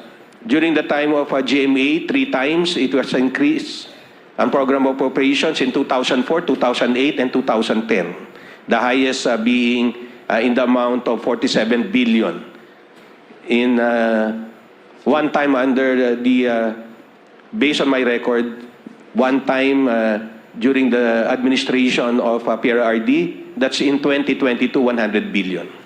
That's I would think it's because of the COVID, Mr. Okay. Because we have a lot of foreign assisted projects during that time. Okay. To buy the vaccines and the ayudas, etc. And Okay. that's allowed under the unprogrammed appropriations. Very good. Again, for you, unprogrammed appropriations are standby appropriations, is it not? That's correct. It's Okay. not standby fund. It's in standby Standby appropriation to be triggered by, as I said, excess revenue, excess taxes rather, excess non-tax revenue, and proceeds from foreign assisted projects. So for foreign assisted projects, as you mentioned it already, you consider the implementation thereof as being delayed, if not included as one of the PAPs, no, under unprogrammed appropriations, is it not? My opinion, Your Honor, is that if we are going to allow the unprogrammed appropriations, we can actually limit it to only foreign assisted projects on stream, meaning they're not yet approved by the time we prepare the budget, but may be approved during the implementation period. But we can limit it to foreign assisted projects. Okay. So what again are the risks for such delay in the implementation of FAPs, if any? Because you insist that it should be under unprogrammed appropriations. Under Go the ahead. Constitution, Your Honor, no money shall be paid out of the Treasury except in pursuance of an appropriation made by law. Okay. And so even if the FAPS has been approved, if there is no appropriations cover, we cannot spend the money. Okay. To you, the Executive Department knows best, especially when it comes to the preparation of the national budget, which to you is the most consequential piece of legislation passed by the legislature. Is this correct? That's correct. In fact, Your Honor, it is the only bill I know that cannot be prepared by the House or the Senate without waiting for the President's submission of the BSF. Okay. It should be based on the BSF. You're referring to the unprogrammed appropriation should also be based on the BSF? No, Your Honor, the budget contains 3 things. Yeah. Program, automatically appropriated funds, Okay. and the unprogrammed. Okay. So BESF, as we have been discussing earlier, pertains largely to program appropriations. No, it's the totality. Yes. BSF contains 3 years of numbers. The current year, the immediate past, and the ensuing year. Okay. And then from there, we prepare what's called the NEP. We prepare the NEP. This is the counterpart of the GAB. Okay, Yes. we are being nice to the House because it will take them a long time to prepare the GAB. So we prepare the NEP, Okay. and they base their GAB on the NEP. Okay.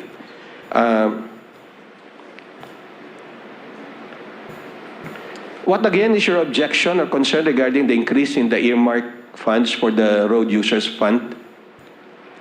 Your Honor, this is one of those that is automatically appropriated, like debt service, the national tax allocation. It used to be IRA. This is prepared by the Department of Public Works and Highways. They look at how much money is available. They have a formula of how much they need, because it's formula-based, number of kilometers and so forth and so on. And they also assess their own capability in terms of implementing the projects. So on that basis, it is prepared by the executive, and then it's discussed in the cabinet. Whatever number we get from DPWH, the Department of Budget and Management would then input that. It will be approved by the cabinet, approved by the president, and therefore, I think Congress does not have the information necessary to increase that, and also they are barred from increasing the budget in the first place. May I just, sorry to cut you short on that one, because my last question is that objection of yours aligned to the petition of FPJPM? Yes, Your Honor. Okay. I think whatever is submitted by the president should not be, especially with respect to the automatically appropriated funds. Okay. Thank you. Thank you so much. I'm done with my interpellation. Maraming salamat. Mr. Chief Justice, I know it's nearing 12 noon, but will I be allowed to finish the last person that I will interpellate, who is the Solicitor General? Okay. Proceed. Okay, thank you, Mr. Chief Justice. Soljan Berberabe. During the fourth SONA, State of the Nation Address of President Ferdinand Bongbong Marcos Jr. on July 26, 2025, one of his most important disclosures was about the flood control projects that he referred to as, and I quote, palpak at gumuho, at yung iba guni-guni lang, end of quote. Likewise, he gave a fair warning when he said that, and I quote, kaya sa mga nakikipagsabwatan upang kunin ang pondo ng bayan at nakawin ang kinabukasan ng ating mga mamamayan, mahiya naman kayo sa inyong kapwa Pilipino, end of quote. He then continued in saying that, and I quote, mahiya naman kayo sa mga kababayan nating naanod o nalubog sa mga pagbaha, end of quote. And then he stressed further that, and I quote, mahiya naman kayo lalo sa mga anak natin na magmamana sa mga utang na ginawa ninyo, na binulsa nyo lang ang pera, end of quote. May I just ask, but before you proceed that, may I just, at least for your, slide number 14, using of course, the letters previously presented. This now, to me, should refer to, hindi yan, yung isa. Yan.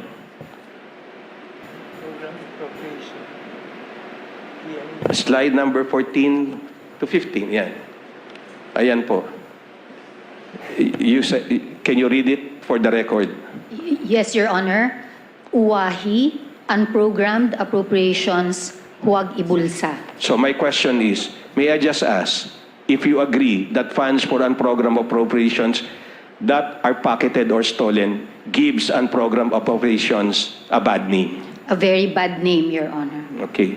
So President Marcos Jr. in the same SONA actually provided a glimpse of budget reforms that he wants to put in place to address the abuse, misuse, or misappropriation of public funds when he said that, and I quote, in the same SONA, therefore, for the 2026 national budget, I will return any proposed general appropriations bill that is not fully aligned with the national expenditure program. And further, I am willing to do this even if we end up with a reenacted budget. Hindi ko aprubahan ang kahit anong budget na hindi alinsunod sa plano ng gobyerno para sa sambayanang Pilipino, end of quote. May I just ask then, if you know, if President Marcos Jr. starting with the 2026 GAA actually made good his promise about initiating certain reforms in the budget process? I believe so, Your Honor. And particularly with respect to unprogrammed appropriations, what happened insofar as the current budget is concerned? In regard to the, I think it was in the 2026 GAA that the President vetoed from originally eight purposes. There was a significant reduction, Your Honor, of the unprogrammed appropriations purposes. Okay. Do you agree that if there are budget reforms that will be implemented, then this should cover not only unprogrammed appropriations, but also for program appropriations and automatic appropriations. Yes, Any Your- budget reform should Yes. cover all items. Do Yes, you Your agree? Honor. Okay. When the Constitution mentions about appropriations laws that must be enacted for the operation of the government for a fiscal year, there is no specific mention about dividing these appropriations into program, unprogram, or automatic appropriations. Do you agree? Yes, Your Honor. And is it correct to say that both the executive department, the latter through the NEP being submitted by the President, and the legislative department, the latter through the General Appropriations Bill, were the ones which determined the items in all GAAs? Is this not right? Yes, Your Honor. Is the Judicial Department encroaching then on the constitutional prerogatives of the Executive Department if the court declares unprogrammed appropriations as unconstitutional so that this could not be included in the NEP? It is the humble submission, Your Honor, that it is not within the power of the judiciary to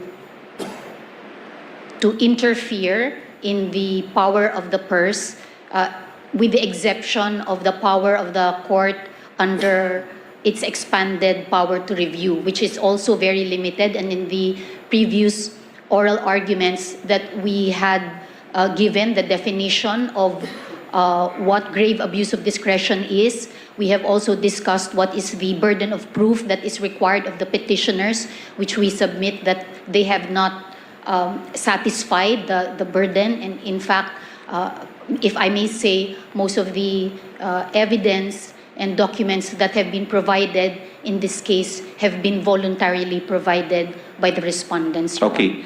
The submission of the NEP is a constitutional duty of the President, is it not? The submission of the budget, The budget, which is the NEP, which is the NEP, Your Honor. the President's budget. Yes, go ahead. The requirement for the President refers to the submission of the BESF. And that is why the respondent's position is that the budget of expenditures and sources of financing would include the programmed appropriations and the automatic appropriations, while the unprogrammed appropriations are part of the NEP, which is for the purpose of complete report to the Congress of what will be the total appropriations for the year, Your Honor. Okay. Are we also in the Judicial Department encroaching on the constitutional powers of the Legislative Department if we declare unprogrammed appropriations as unconstitutional so that this could not be included anymore in the General Appropriations Bill being prepared by the House of Representatives and which the Senate concurs or modifies through the committee reports coming from its Finance Committee? It is our humble submission, Your Honor, yes, subject again just to the exception on the power of expanded review, which our position is that it does not amount to a grave abuse of discretion. There is no constitutional standard that is violated by the respondents in this case, Your Honor. Okay. Can the funding for programmed appropriations be transferred to unprogrammed appropriations? If you know. If it is the source of funding, Your Honor, I believe, no, I don't believe, but I know that the answer is no, because there are different sources of funding for the programmed appropriations, and they are targeted and they are committed by the executive, while the sources of financing for the unprogrammed appropriations are based on the special triggers identified in the GAA, Your Honor. Okay. So likewise, can the funding for automatic appropriations be used to fund unprogrammed appropriations? Technically, Your Honor, no, because, and I qualify technically because I always am reminded by our discussion with the DBM because of the cash management policy of the DBM that sometimes there is cash that is available and there is no longer a clear delineation of this is the cash that is coming from A and this is the cash that's coming from B. So, but technically, if it is just possible for the demarcation that this cash is coming from the identified sources under the BESF for the program, then the answer is yes, Your Honor. Okay. Is merging program appropriations and unprogrammed appropriations into one category, like singly program appropriations, financially sound?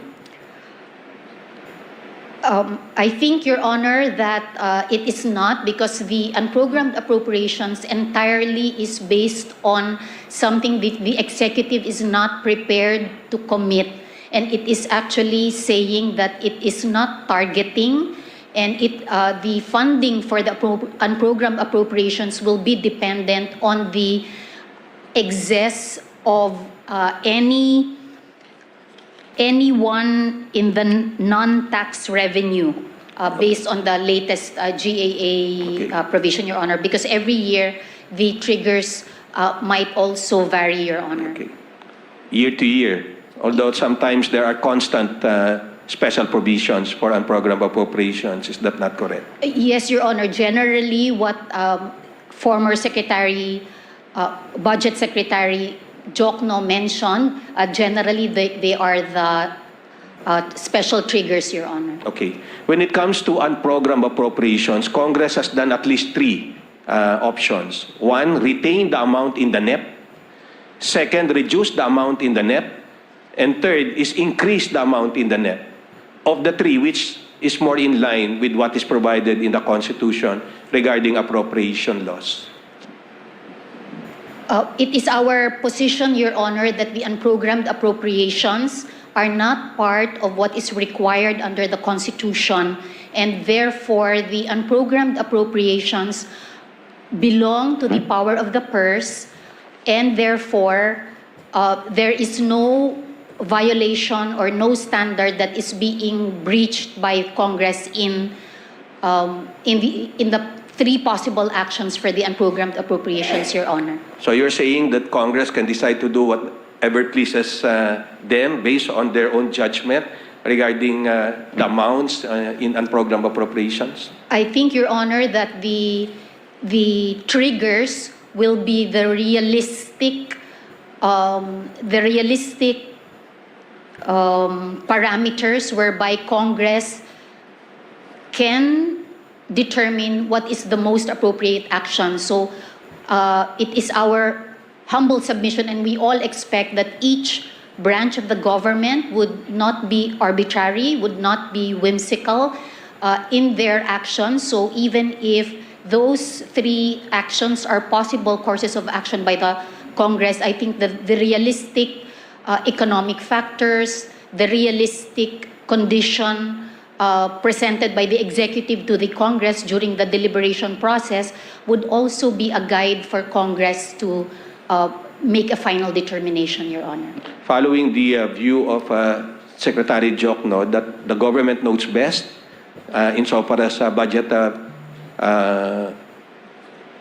preparations are concerned, would you agree that among the three options, so long as Congress decides not to increase the amounts in the unprogrammed appropriations, that it would be the ideal one and more consistent with our constitutional provisions? Your Honor, in my discussions with the House of Representatives, Your Honor, we were thinking of other alternative states of fact, Your Honor, that sometimes the executive perhaps would include purposes or items that are not in sync with what the Congress thinks are appropriate to be included in the budget, Your Honor. So if I may ask the kind indulgence of the court to also think of other alternative scenarios where, for example, there is a vindictive president that will limit certain purposes to his or her allies, or to purposes that are only viewed as important by his allies, and the Congress, being the representatives of the people, would be in a better position to know which are the purposes that they hope to find in the budget, Your Honor. Okay. Are you aware on how fund releases or payments are made for programs, activities, or projects that are funded by public funds? Your Honor, I have a general view, Your Honor, but the DBM would be in a better position to clarify the details, Your Honor. Okay. If you know, is progress billing still the basis in releasing funds or payments? Your Honor, may I confer quickly?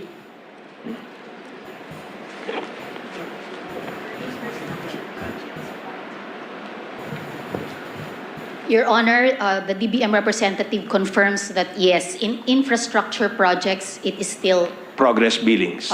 implemented. Is it not? Yes. Okay. In these progress billings, if you know, are there receipts being attached as proof that there were really expenses for the progress in the completion of any PAP, like a flood control project? The DBM secretary confirms yes, Your So Honor. if you say that as of today, a particular flood control project is 60% complete, there will be receipts attached to prove that it is indeed 60% complete? That should be the case, Your Honor. So do you agree that strictly requiring that these progress billings be closely monitored, that it will help lessen, if not eliminate, the abuse, misuse, or misappropriation of public funds for, among others, some program appropriations?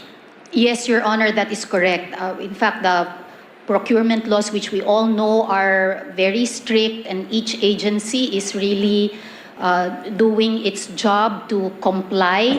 I think our country has many laws, many regulations, many issuances from the departments, and if each person can just be honest and good public servants, I think, Your Honor, there will really be no problem. Okay, that's why I guess you have to go back to the DBM as well as to the DPWH regarding these receipts that are supposed to be attached to any progress billing. I hope you're correct in saying that they actually attach it, because if these are really attached, then it's easy to know whether or not these are ghost projects, because receipts you can actually trace, is it not? Yes, Your Honor. Then perhaps you can look into that more closely, Madam Solicitor General. Yes, Your Honor. Okay. Just my final query. May I know if any of the petitions pending now is asking to criminally punish those who prepared the NEP, who deliberated and voted on the GAB, and who signed the GAA and later implemented the provisions on the program appropriations? No, Your Honor. Okay. Thank you. Mr. Chief Justice, I'm done with my interpellations. Maraming salamat po. Thank you, Thank you Your as well. Thank you, Justice Raul Villanueva. Considering it's past 12 o'clock in the court's clock, we will suspend the session and resume at 1:30 for lunch break. Thank you. Thank you, Chief. Good afternoon, everyone. I would like to call the counsel for Erice and De Lima, please. Good afternoon, Your Honors. Good afternoon, Your Honors. Okay. My questions will revolve around the power of the purse in relation to the unprogrammed appropriation. Justice Villanueva earlier asked you about the power of the purse, so I would like to continue on that line. Okay, what's your understanding of the power of the purse of Congress? Preferably if you can give jurisprudential support for it. Your Honors, the power of the purse belongs to Congress to appropriate and decide what monies will be taken out of the Treasury and be spent on the projects of the for the operations of the government. It belongs to Congress because they are the representative of the people. It is symbolic because when Congress decides what money to appropriate and for what public purpose, it is as if it is the people who is deciding on how the taxpayers' money and all the income of the government will be spent, Your Honors. What would be, how would you, can you give me the characteristic or the elements or the requisites for the exercise of the power of the purse? The exercise of the power of the purse, Your Honor, is done by Congress as a legislative body. It does not belong to any member of Congress, but to Congress as a whole. The Constitution provides us with certain requirements that Congress must fulfill in exercising the power of the purse, Your Honors. Okay, so when we, in relation to the unprogrammed appropriation, when Congress in the budget, in the GAA, include unprogrammed appropriation, would you consider it to be a full exercise by Congress of its power of the purse?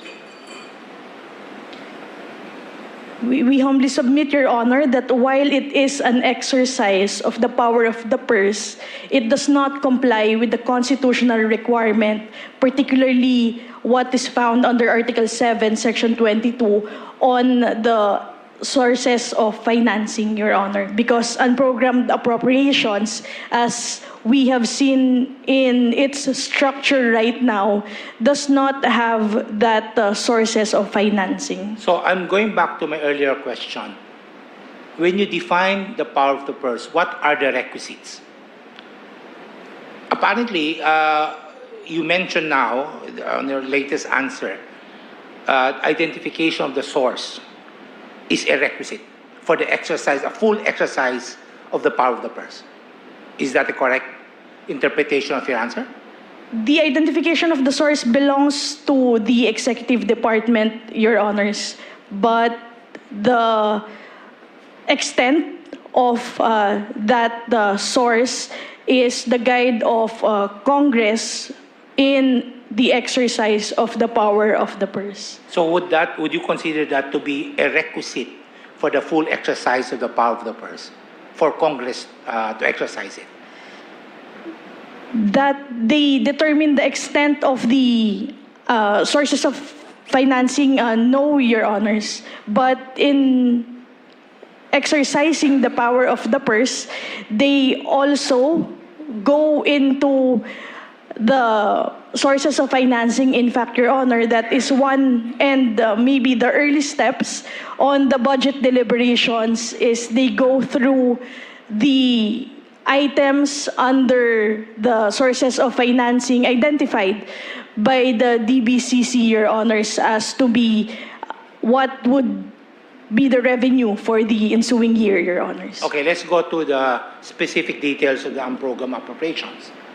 So when Congress in the past 3 years had allocated unprogrammed appropriation, so did they identify a certain item or several items where they identify the power, the unprogrammed appropriation? The identification of the unprogrammed appropriation or the identification of the project, is that already the exercise in itself of the power of the purse? The identification itself, Your Honors, of what projects, activities, and programs to be included in the General Appropriations Bill is an exercise of the power of the purse, Your Honors, because it's an allocation of funds for public purpose. But we humbly submit, Your Honor, that the identification particularly on what should be included in the unprogrammed appropriations should not be dealt with, because in if we were to strictly comply, and we should, with the provisions of the Constitution, that unprogrammed appropriations has no place, Your Honors. So what you're saying, if Congress allots or identify an program appropriation and include it in the budget, that is a partial exercise of the power of the purse. It's not a complete exercise by Congress of its power of the purse, because there could be other matters to complete like the full exercise of the power of the purse. Let's go to specifics. Okay. On program appropriations, let us go to the 2023 GAA. The most popular, infamous probably, would be the public work projects or flood control. Okay. Have you gone over the budget for 2023? We have done so, Your Honors. Yes. So we have an unprogrammed appropriation for flood control. Yes, Your Honor. So there's an amount stated there. A huge right? amount, Your Honor. There's just a huge amount. When Congress included that in the GAA for flood control, that is identification of the project. Just to be fair to the Congress also, the item is not necessarily flood control, but it can fall under... There are other issues. Yes, there Your are other Honor. projects.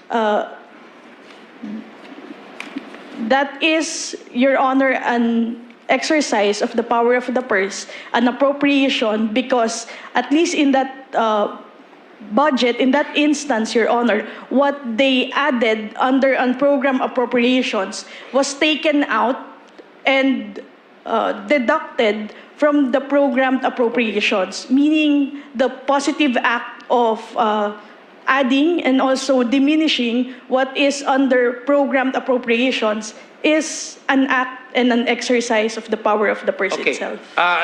In fiscal year 2023, there's this entry, priority infrastructure programs for roads, multi-purpose buildings, facilities, flood control, and water systems. That's around 145 billion. I don't know if my figures are right, but that is an allocation by Congress on program appropriation for flood control, etc. Now, this item, did Congress identify specific flood control throughout the country?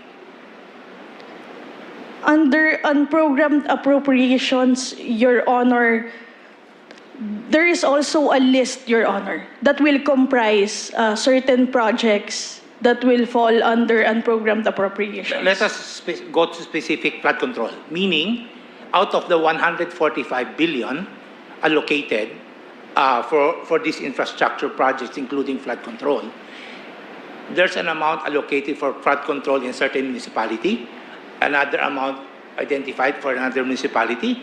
Is that how it was presented? Not in the General Appropriations Act, Your Honor. It cannot be found, and since it is under unprogrammed, it is also not found in the NEP, Your Honor. So when Congress allot money for the unprogrammed appropriation, it is a lump sum amount. That is accurate, Your Honor. It's a lump sum amount. So, but compared to a program appropriation identifies the details of the project. Indeed, Your Honor. Yes. So, however, in the program, they provide the list of the project, but the allocation is lump sum. It is lump sum, Your Honor. Okay. In the program appropriation, it was Congress who identifies the project and chooses what project should be implemented by providing funds. They practically confirm, Your Honor, what was proposed in the National Expenditure Program by the Executive. President. Yes, Okay. Your Honor. Let's go to unprogrammed. So, in case of public works or in case of flood control, there's a list of flood control projects throughout the country that provide and and then later on, assuming there's a trigger, there's extra funds, who will identify among those projects that will be implemented or that funds will be allocated for implementation? It will be the executive department, Your Honor. Okay, so a basic difference there is this.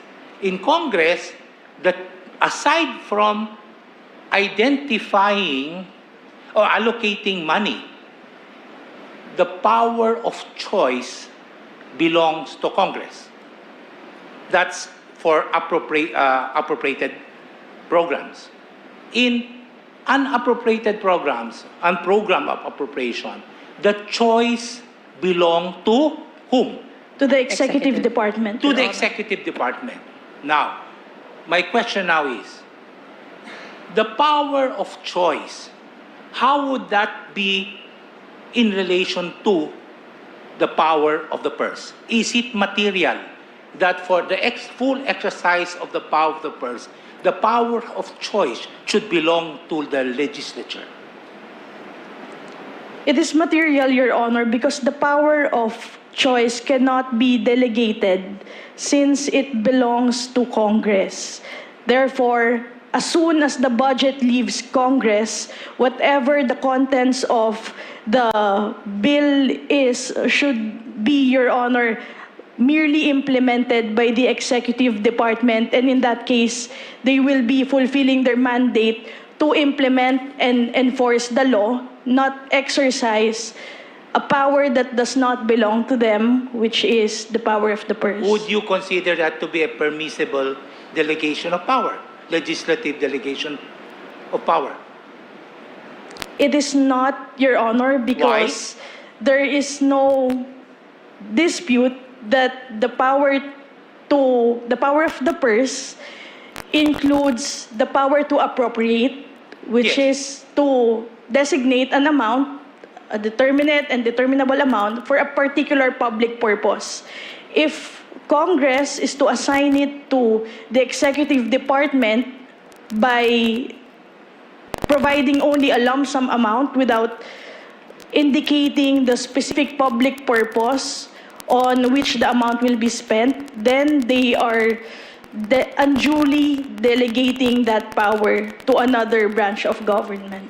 When we know under political or constitutional law, when we permissible delegation, as long as there are acceptable standards, that would be constitutionally acceptable.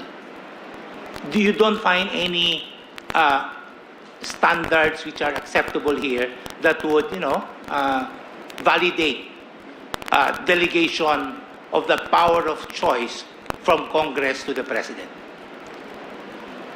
As structured, Your Honor, in the assailed General Appropriations Act on the unprogrammed appropriations, it will not pass the test of delegation of powers, Your Honor. Why? The requisites, Your Honor, will be absent. That first, it must be complete. It is not complete, Your Honor, because as this honorable court has earlier stated, Your Honor, there are still items left for the executive to determine as to when and how the amounts will be spent, and among those items listed under appropriations, which will take precedence, Your Honor. And also, it will not pass also the second requirement, which is sufficiency of standards. In that is also required, Your Honor, that are the triggers mentioned earlier for the release of the program of the funds, like getting the year, would that not be the triggers that not be acceptable substance?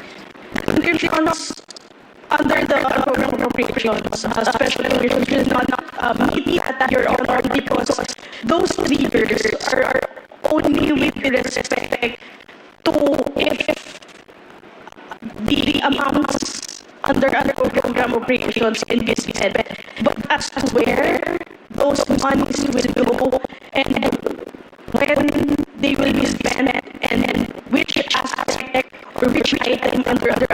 appropriations, those three conditions, Your Honor, do not provide the executive department.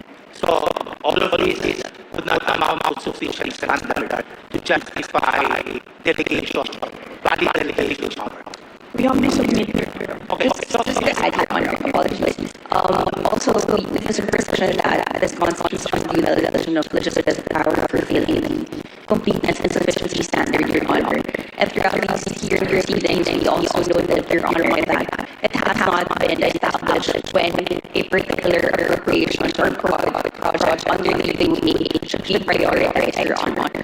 Hence, it's our humble submission, Your Honor, that this is unconstitutional for also violation of separation of powers and undue delegation of legislative powers, Your Honor. I want to discuss further the term prioritization. Yes, Your Honor. So in program appropriations, Congress identifies the project and probably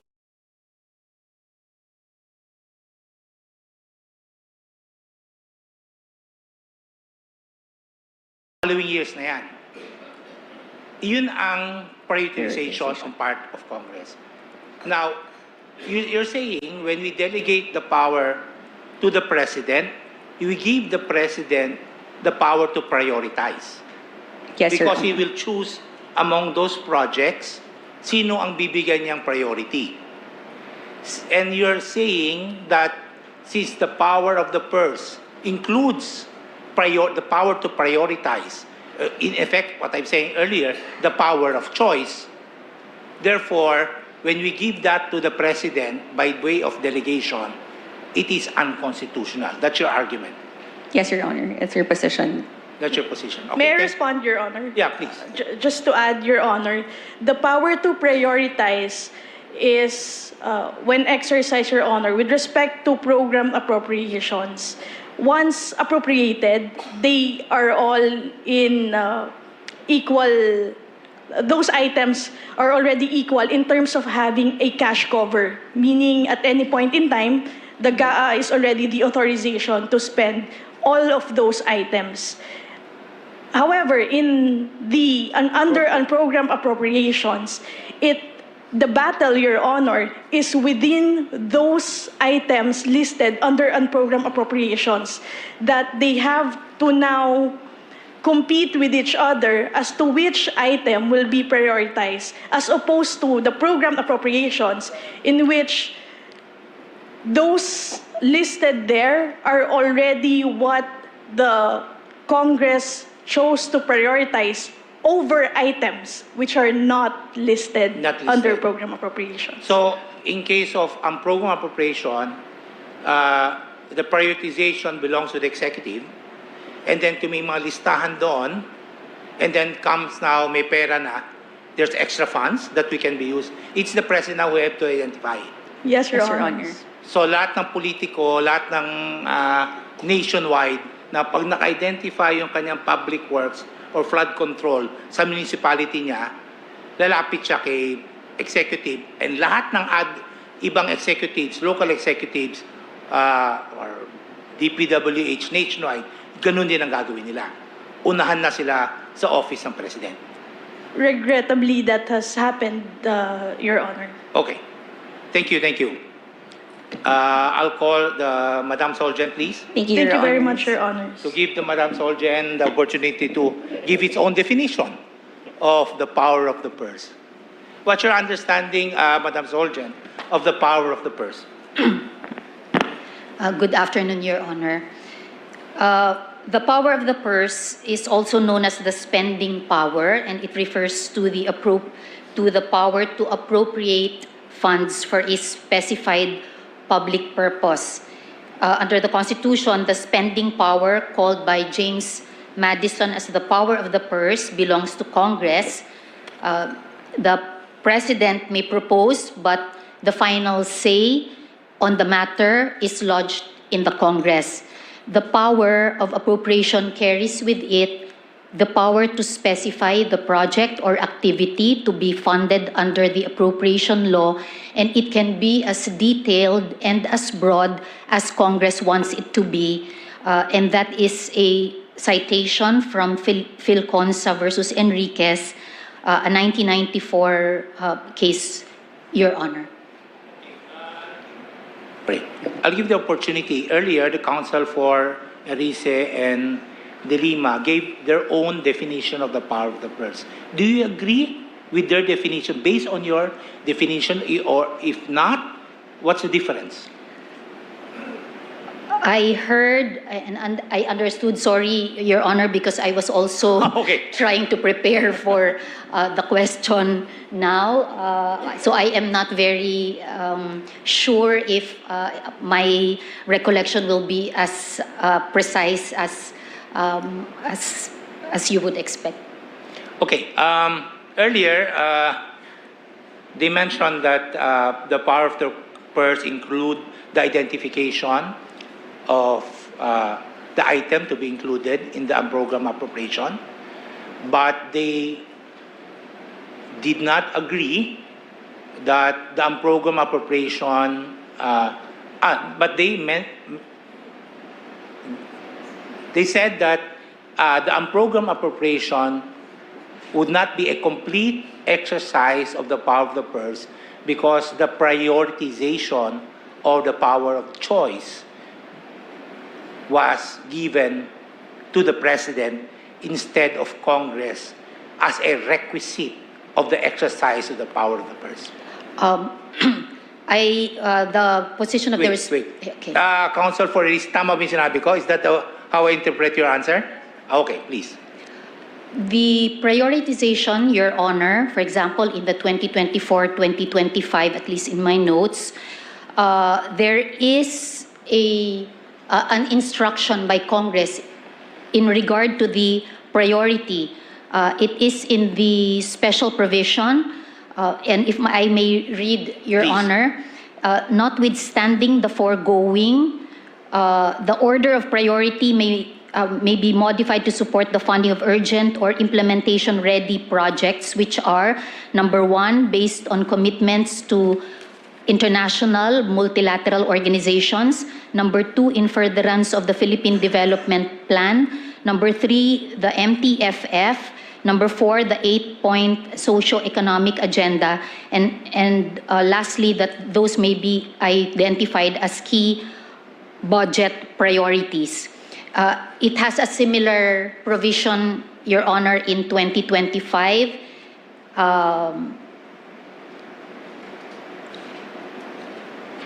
And also in 2026, Your Honor. So the order of priority is, if Congress has intended that there should be a prioritization, it has been indicated in the So Congress, subject. you're saying, provide for guidelines for the President to observe in case there would be extra funds and there's a need to allocate funding for the program appropriation, and this Congress provided that in the GA. Yes, Your Honor. And it is also the position of the respondents that the ruling in Belgica case, which gave the guidance as to the validity of an item in an appropriation, which should comply with a single correspondence, there should be a single purpose and single amount for a single purpose, has been complied with by Congress subsequent to this guidance from the court, Your Honor. Okay.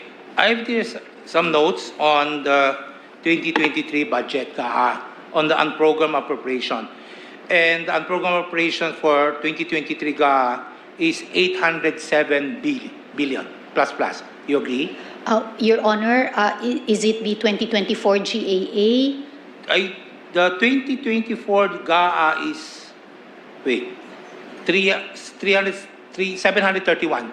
The DBM, can you confirm? For 2023, it's 807. Is that correct?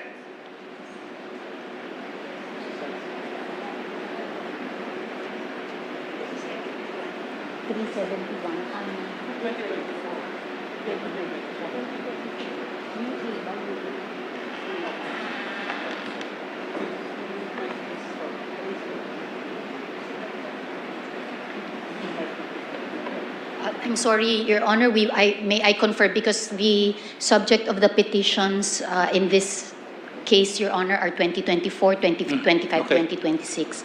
So we are ascertaining what is the amount for the 2023 GAA.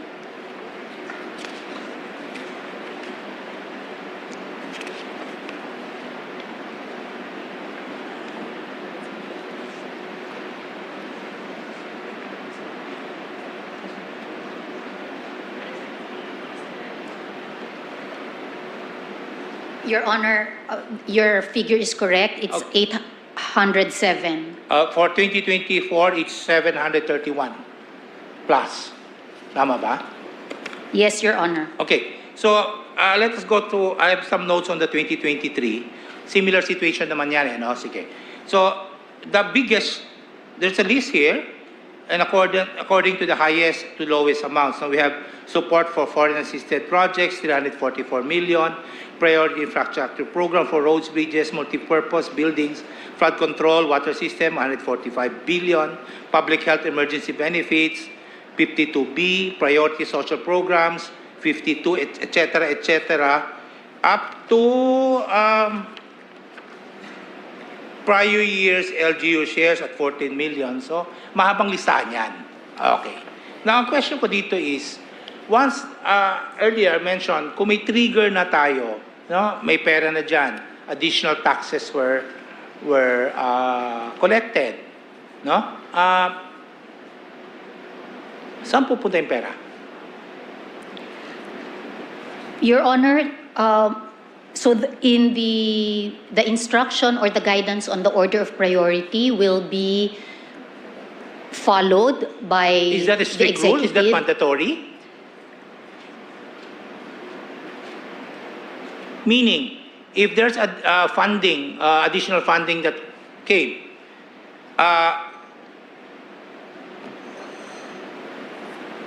the president or the executive decides that this should be used for payment of right-of-way. And under the 2023 GAA, 17.5 billion were allocated for that, unprogrammed. So pag may dumating na, let us say dumating na 50 billion additional funds, the president decides payment of right-of-way, bayaran yan. Nakalagay pa dito, repair, rehabilitation, expansion of Tacloban Airport Leyte, 2.225 billion.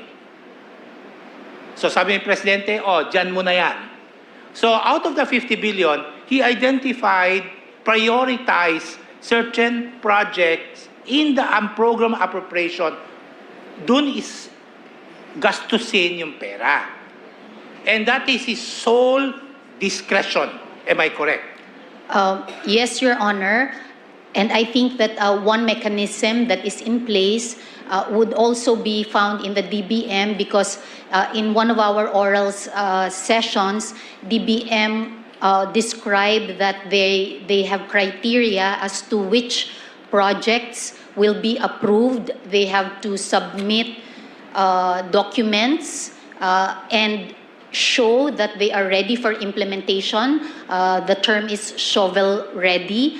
So they have a list, Your Honor, of criteria. So, and the other aspect of the process is a department will check with the DBM, and the DBM will check with the DOF whether there is excess, and then they will have to ask for the documents in order to determine if they will be funded or not. So, okay. So, the power of choice ngayon and the power to determine the priority belongs to the executive for unprogrammed appropriation. Yes, Your Honor, because it is our position that the purpose is clear, the standards are clear, and so the executive implements. So, if the president decides to implement the Tacloban Airport rehabilitation, feeling ng executive that is more given priority over let us say, the subway project.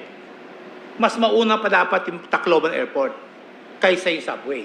Yun ang kanyang discretion eh. Because we, as you say, we give him that discretion.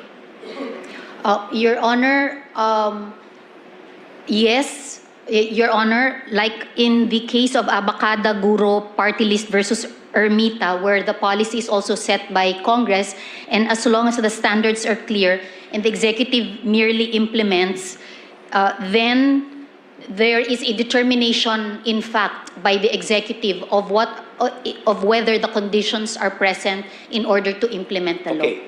So let us say in a specific situation, the President identified among the unprogrammed appropriation the repair, rehabilitation, and expansion of Tacloban Airport, 2.2 billion. That's in 2023. Another one is repair, rehabilitation, expansion of Lawag International Airport, Ilocos Norte, 1 billion. Nandun yan sa 2023 GAA ang program. So kung si Presidente o the Executive allots money out of the additional funding that came in, that is a political decision wherein the Supreme Court cannot intervene. That's what you're saying.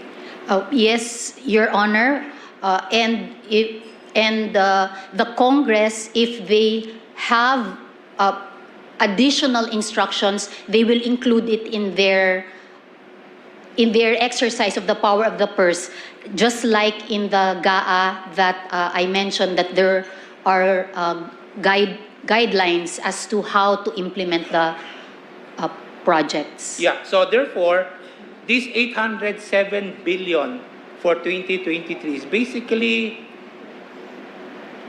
a fund by the President where he exercise absolute discretion on where to bring in or to spend the money. Subject to the mechanisms that it has also set up so that there will be no arbitrary or capricious implementation. The one you cited. Your Honor. In the GAA. Your Honor, I am citing the procedures or the processes that the DBM has been mandated to implement because they have criteria. Let us go to the procedure. Okay, so there are several projects listed in the GAA for unprogrammed appropriation. So there would be additional funding. Now, since ang dami nito, kung ako ay isang mayor ng isang locality in Province 1, meron akong kasama dun sa unprogrammed appropriation yung flood control ko sa municipality ko. Okay? So, anong dapat gawin ko? Should I go to the DBM? DBM, may anong kang pera pala dyan eh. Pwede mo bang isama na yan yung project ko doon sa public works or flood control? Is that what's happening? Your Honor, my understanding is that for example, if the fund is if the purpose refers to the implementation of the DPWH, then it is DPWH who would have the national list of projects. Okay, so kung ako pala si municipal mayor, hindi ako diretso kay presidente, lapit ako sa aking district engineer o aking regional director, o yung project ko, pwede bang puntahan mo si DBM at dapat ito yung ma-approve? Ganun ba yun? That is my understanding, Your Honor. So, I'm just a mayor of a certain municipality, and there are thousands of municipalities all over the country. So all mayors, all congressmen will do the same. Your Honor, there is a more structured process that the departments are also implementing. So, for example, for the Department of Justice, where OSG belongs in terms of budget matters, we have a process of how to propose our projects, activities, and programs to the DOJ. And as a department, there is an agreement as to what will be finally submitted to the DBM. And then when the GAA comes out, then each department is also already told as to this project has been approved for No, funding? we're already in the post-execution stage. Meron ng additional pera dumating, no? Funds were collected already. Now, there's a list of program appropriations items. And then there are a lot of people who wants that project to be implemented from the additional funding. Lalapit sila kay DBM, di ba? As you said, that's the process. DPWH, Your If Honor. the agency is DPWH, DPWH will approach DBM, di ba? Yes, Your Honor. Okay. Now, si DBM, ang daming papel na pumapasok sila asking for funding from the additional collection and to implement the program appropriation. Sino mag-approve nun? Sino pipili doon? Your Honor, I think that the DBM already shared the process that they follow. They have a criteria as to which program will be funded first. So they are guided by Is that the decision guidance. making until the Secretary of Budget? Does it go to Malacanang? For the SARO, Your Honor, no, Yes, it's they will just request for the SARO, right? To appropriate funding for that program appropriation item. So they will issue a SARO. So is that up to, in the decision making, not only in the signing of the SARO, in the decision making, in the prioritization of the project, does it reach Malacanang? with regard to the SARO, Your Honor, it is only up to the Secretary of DBM. So as to the other, identification of project, prioritization, who decides that? The President, I think, has already delegated the identification, the implement, or the mechanism that the DBM has to observe in approving which projects has already been delegated to the Secretary. Your So Honor. for purposes of the since, as you said, 2024, 25, and 26 tayo, di ba? Following, are you saying that the DBM faithfully complied with the guidelines when they approved the particular projects and they issued the SARO? Based on on the documents also that that we submitted to the Supreme Court, so although we did not ask as to the detail of the projects, what we monitored and what we submitted to the court is if there was a request, if there is an excess in the budget, and if there is a corresponding SARO that was issued, Your Honor. Okay. So, assuming that the SARO is, as you said, strictly up to the level of the Secretary. So, basically, the Secretary has a piggy bank amounting to 800 billion pesos in 2023. That's what you're saying? No, Your Honor, because the funding sources are a big maybe if the triggers are potentially 800 billion. As long as triggers come in, kicks in, up to the amount of 807 billion, that's the piggy bank of the Secretary of Budget in 2023. Yes, theoretically, Your Honor, that is correct. Okay, now let us go back to the power of the purse. When all of these are done by the executive, wala na dito ang Congress. Di ba? Wala na dito ang Congress eh. Okay. Would that not be violative of the power of the purse?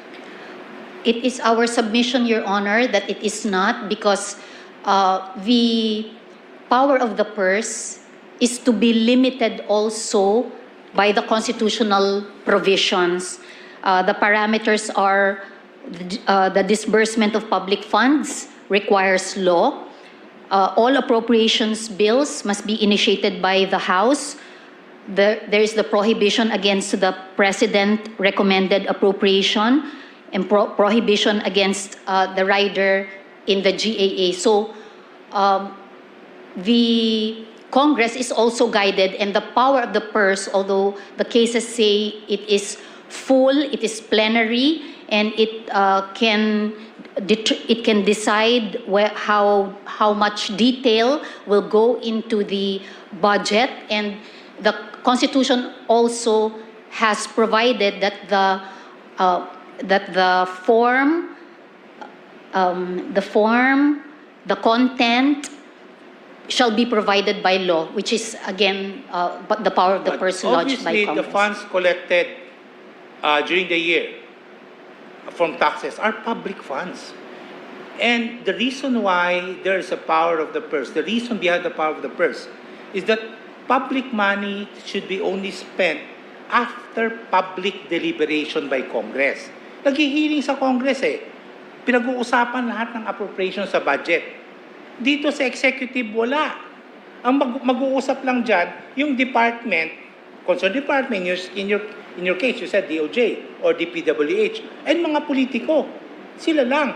Walang participation ng public compared to in an program appropriation. So how could that be a valid exercise of the power of the purse? When you exclude Congress, we are in a representative Republican government. It's every citizen has a particle of sovereignty. Sila dapat ang mag-decide through their representative. In this case, nilipat mo sa executive yung panggasta ng pera in 2023, potentially 800 billion pesos. And apparently, because of this, nagkabulilyaso dyan sa flood control. So, how can you justify that you give the power to the executive? In effect, you're giving the executive department a piggy bank amounting to potentially 800 billion pesos. But Your Honor, there are purposes under the unprogrammed appropriations which are lump sums, but which comply with a single correspondence that has been required by the Supreme Court in the jurisprudence. Now, also under the programmed appropriations, there are similar lump sums like contingent fund, Yes. and the same could exist, the same could happen, Your Honor. So, because the requirement that the Congress in its exercise of the power of the purse would be the parameters that are set by the Constitution and the guidance of the Supreme Court in the cases as to the specificity. The Constitution and the jurisprudence are not actually requiring that it be specific as we are discussing now. And that's why we are referring to the guidance of the court in Bellica as to what will make it a valid lump sum appropriation. Okay, nabanggit mo kanina yung contingent. Wala na sana ako tatanungin, so I'll go back. That's a very interesting topic. Have you studied the historical yung allocation for unprogrammed appropriation? As mentioned earlier by Justice Villanueva, initially mababa yan, to suddenly nag-shoot up, di ba? Yes, Okay. Your Honor. So we have now the administration of Marcos. Before, we have Duterte. Before that, we have Aquino, right? Now, ano bang pa natin dito? How can you trace the increase in the appropriation? Yes, Your Honor, I confirm that there has really been an increase, a very big increase during the last 3 years, 2023, 2024, 2025 in the unprogrammed appropriations, based on the explanations of Congressman Joey Salceda. Usually the increase is evident post a crisis, and in this case the COVID or the COVID pandemic is the crisis. As to the soundness of the decision that has been made, Your Honor, I am unable to explain. Yeah, I understand COVID is really a big problem. But COVID was 2019 or 2020 until 2021. Hindi na umabot ng 2023 yan. No? But based on the data, compare mo yung 2022 to 2023, I think it's a threefold increase yung allocation sa program appropriation. And there are items in the program appropriations which are new compared to the historical program appropriations. So halata talaga, nagsingit sila ng items ang program. Pinataas talaga nila yon. Do you agree with me? I would not have any basis to say, Your Honor, as to was it deliberate, was it intentional, or what was the policy behind the decision, Your Honor. But it is really a significant increase, and I am just able to imagine that if all the infrastructure projects were implemented correctly and really the flood control projects were implemented, I don't think that we will be in this in this venue now. So, and my point being, if the Congress decided to add, for example, to infra spending, and the execution was a proper execution, then I don't think that there will be no question on the constitutionality. That's a lot of if. And if we rely on our people, elected officials, to be, executed in good faith, and kawawa ang Pilipinas niyan. No? So, our experience would tell us that may hirap umasa sa ganun. Now, I'll go to my last question. No? The logic behind ang program appropriation is because you want to spend money that came in already. Diba? That's the reason why before, we provide certain items on foreign assisted projects. Sayang naman kasi, no? Pag pumasok na yung pera, wala tayong counterpart fund, hindi ma-implement. Gagastos tayo ng contingent, commitment fees, di ba? Okay. But if you go to the 2023, 24, 25 ang program appropriations, lahat doon, karamihan doon ng project, hindi emergency. Hindi emergencies. What logic should it be in the program appropriation in 2023? Rehab ng Lawag International Airport. How could that be an emergency? That's a long-term project. You could include that in the program appropriation. Bakit mo sinasama sa program at tatanggalin mo ibang funding sa program appropriation? So, second, if we admit that, are we impliedly admitting that both houses of Congress, wala silang ginagawa? Kasi, ang pwedeng gawin, mag-pass ng special budget, di ba? Trabaho nila yan. If there's additional funding, let Congress pass a special budget to allocate that. What's the problem with special budgets? Matagal? Yes, Your Honor. Matagal. Can we not, if Congress, members of Congress, senators, or congressmen knew that this project is a priority, and if they are responsible legislators, they will devote all time to pass it. Do you agree with me? Yes, Your Honor. So therefore, we should not doubt them. Tell them, ito priority ito. And the President can prioritize that legislation. Pwede nilang gawin. So there is no reason why we should include it in a program appropriation. Pwede naman nila gawin. Ang ginagawa lang natin, we got the power from Congress, gave it to the executive, and the executive now spends all this money without very strict guidelines. But the ones you mentioned earlier, for me, are not that strict. Thank you, Chief. Thank you very much. Thank you, Madam Soljan. Thank you, Your Honor. Justice Ritchie, Justice Amy, please proceed. Yes. Hello. Would you like to sit first?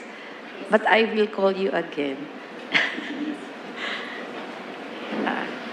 Together with the Honorable Solicitor General, may I also ask for the representative, ASEC Angel, okay, to please guide the Solicitor General if she so needs your guidance.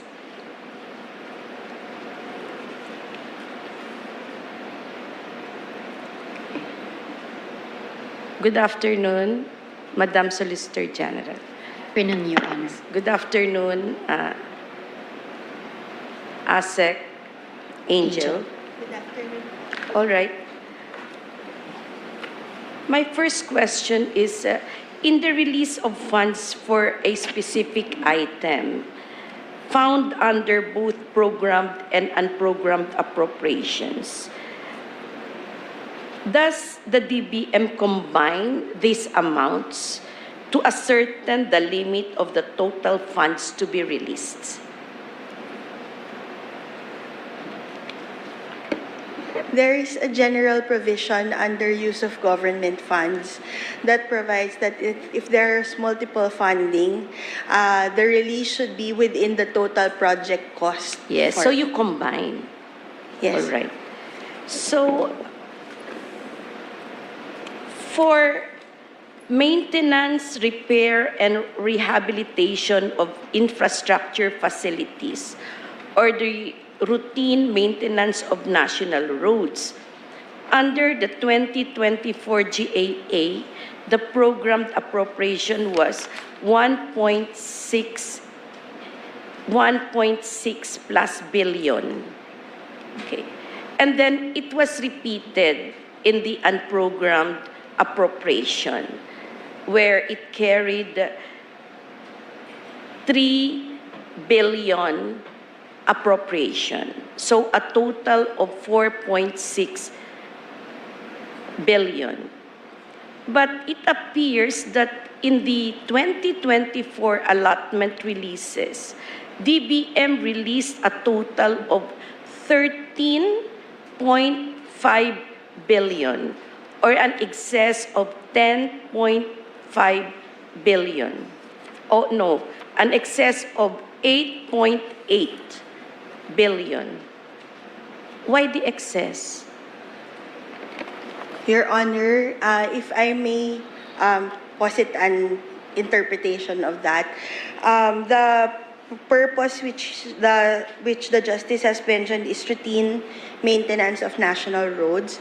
So it is some sort of generic PAP, so it does not refer to a specific project. Correct. But then, yes, this is a specific item under the GAA 2024, both unprogrammed and programmed, and the total was only 10.5 billion.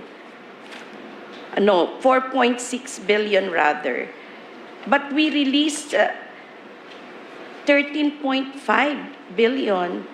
So where did we get that money when the total appropriation was only 4.6? I do not have the specific transactions here with me, Your Honor, but it could be the exercise of savings and augmentation during budget execution that would result in higher releases for a specific PAP. Is that allowed when the items were very specific under the GAA? As a general rule, the Constitution provides that funds should be released for the purpose for which it was appropriated. However, in exceptional circumstances, there could be a declaration of savings from PAPs which have already been completed or abandoned or discontinued, and the savings could be used to augment existing deficient items. So that's post-enactment transfer? This is within the constitutional bounds, Your Honor, on exceptional cases lang po. Exceptional? What are those exceptional cases, for example? For savings po, the declaration of savings would have to be dependent on the agency determination that the project has already been completed or abandoned or discontinued. So Your Honor. please submit to the court the funding for the excess of 8.8 billion outside the item for which the amounts were appropriated by Congress. DBM will comply. All Your right. Honor. Then there's another one, cold storage expansion projects. Under the 2024 GAA, only 500 million. And then under 2024 GAA unprogrammed, another 500 million. But we actually released 1.5 billion. So there is an excess amount of 500 million. Is your answer the same? Yes, Your Honor. We can provide the data for the same. Yes. Now, under the item public health emergency and allowance for healthcare and non-health care workers, the program appropriation was 19.9 billion. Under unprogrammed, 2.3 billion. But our appropriation was, or the actual release was 22.3 billion. So, or an excess of 5 billion. Do you have the same answer for that? I will have to verify, Your Honor. I apologize. I don't have the specific transaction. But it could also be sourced from the SAGIP purpose under the unprogrammed appropriation. You know, in 2024, the DOH requested 27 billion, the same amount that was released in 2025 to settle. According to the DOH, we need this in 2025 to settle all unpaid claims for health emergency allowance of healthcare workers. But the DBM publicly announced that the DOH need not wait for 2025 for the release of such funds. In DBM's press release on July 4, 2024, then Budget Secretary Pangandaman said, kahit sa 2025 pa ito hinihiling ng DOH, sinikap po ng DBM na mas maaga itong tuparin dahil deserve po ito ng ating mga manggagawa sa health sector. So, what was the possible funding beyond what was appropriated under 2024? There was a purpose under the unprogrammed appropriations called SAGIP, strengthening assistance for government infrastructure and social programs. It could be that the FEBA, the Public Health Emergency Benefits Allowance, could be sourced from SAGIP as an social Yes, project. I just got reminded that SAGIP is an all-catch clause. All items can be included in SAGIP. Very much apt for the name given. All right. I'd like to ask the Solicitor General whether in releasing funds in excess of what was specifically provided under the GAA, the government actually applied Special Provision Number 15 of Unprogrammed Appropriations of the 2024 GAA, which provided that the DBM was authorized to approve the use of amounts under the purposes of the unprogrammed appropriation to cover deficiencies in the amounts authorized in any of the purposes under the unprogrammed appropriations.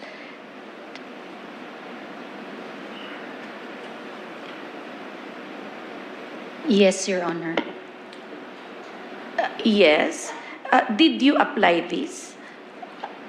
Yes, to justify the release of funds in excess of the sums actually appropriated for the item. Your Honor, sorry, I thought I was just confirming that this is part of the GAA.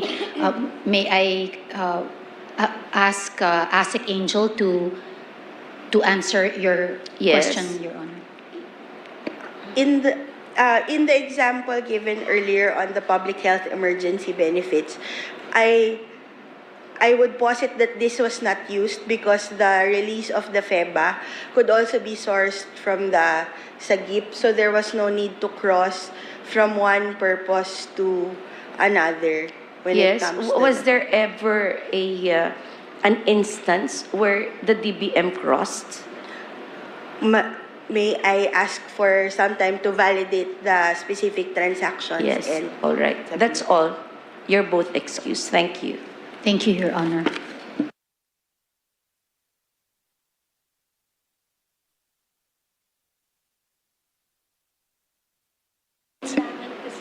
That's it, Justice Javier.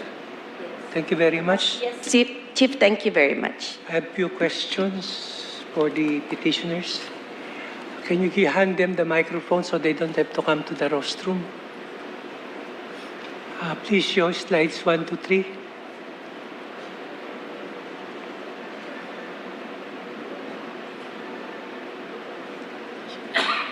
Okay. This was the deliberation on April 7. So let me start my question. During the April 7, 2026 and June 9, 2026 oral arguments, petitioners Erice and De Lima in GRE 04036 speaking through their counsel's attorney Peña and Soriano stated that the program appropriations are unconstitutional as a whole. Furthermore, during the June 2, 2026 oral arguments, the same petitioners now speaking to their counsel, Attorney Soriano declared that only program appropriations are constitutional. However, Attorneys Tanyada and Barreda positions on behalf of Petitioner Lagman is that UAs are not unconstitutional per se. Remember that, Attorney Barreda? So I'm interested to learn the positions of other petitioners in this matter. May I hear from the counsel of Pimentel and Alvarez?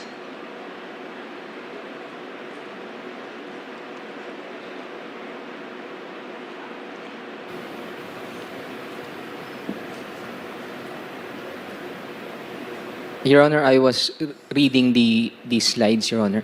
Yes. I'm sorry. Can I know the question again, Your Honor? The question is, what is your perspective with respect to the statement of Attorney Barreda that an program appropriation is not per se unconstitutional? Your Honor, I refer to the last 3 paragraphs of our petition, Your Honor. Okay. So, let me just read it, Your Honor. And this, I think, summarizes our position to the constitutionality of unprogrammed appropriations. So, instead of bloating the unprogrammed appropriations in the General Appropriations Act and exceeding the original level of the proposal of the President as contained in the President's budget, Congress should observe the principles mentioned in Article 6, Section 25(4) of the 1987 Constitution and wait for funds to be actually available or be very clear and propose particular revenue-generating measures for the appropriations, Your Honor. So in other words, your view is that unprogrammed appropriations is per se unconstitutional? Yes, Your Honor, based on the paragraph, Your Honor. What about the petitioner for FPJ, FPM?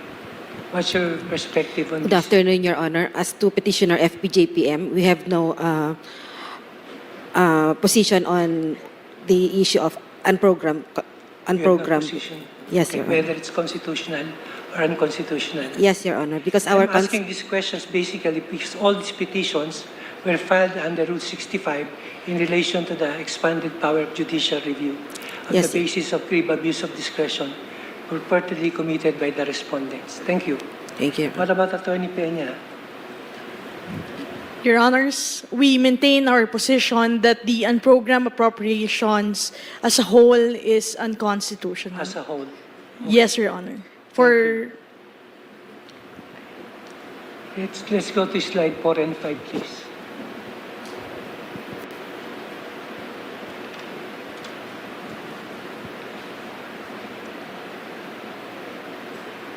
Furthermore, petitioners Irice and De Lima, speaking to their counsel, Attorney Peña, and petitioners Pimentel and Alvarez, through counsel, Attorney Salenga, during the April 7, 2026 oral arguments, explained that UAs are not valid appropriations as they do not have an identified concrete source of funding. Is this view shared by other petitioners who take the position that UAs are unconstitutional as a whole? Attorney Barreda?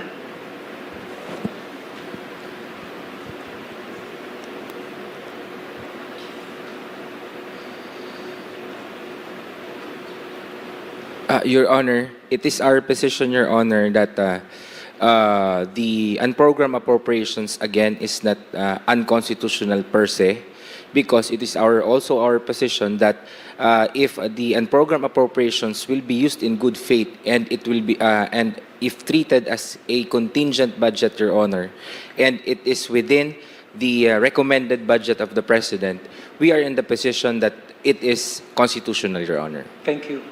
Thank you, With Your Honor. respect to the issue that raised by petitioners Irice and De Lima, that UAs are riders because they are not related to any particular appropriation. What's the view of other petitioners? Attorney Salenga, what's your view? They are riders.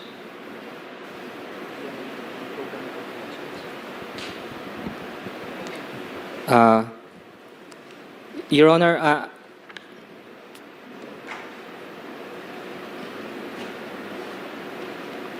yes, Your Honor. I would have to agree with my co-petitioner's position, Your Honor. Does it constitute a rider? Yes, Your Honor. Okay.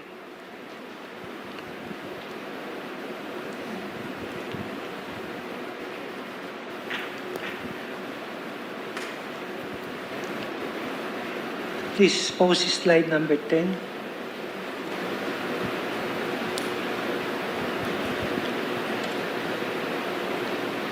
Okay, Attorney Soriano said during that April 7 oral argument that Congress may propose new programs, activities, and projects, provided that the total amount of appropriation does not exceed the amount proposed by the President, and that appropriations for the new PAPs are specific, definite, and for a particular public purpose.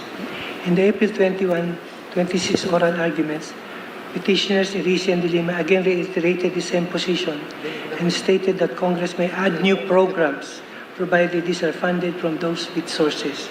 As shown on the screen, they have been consistent.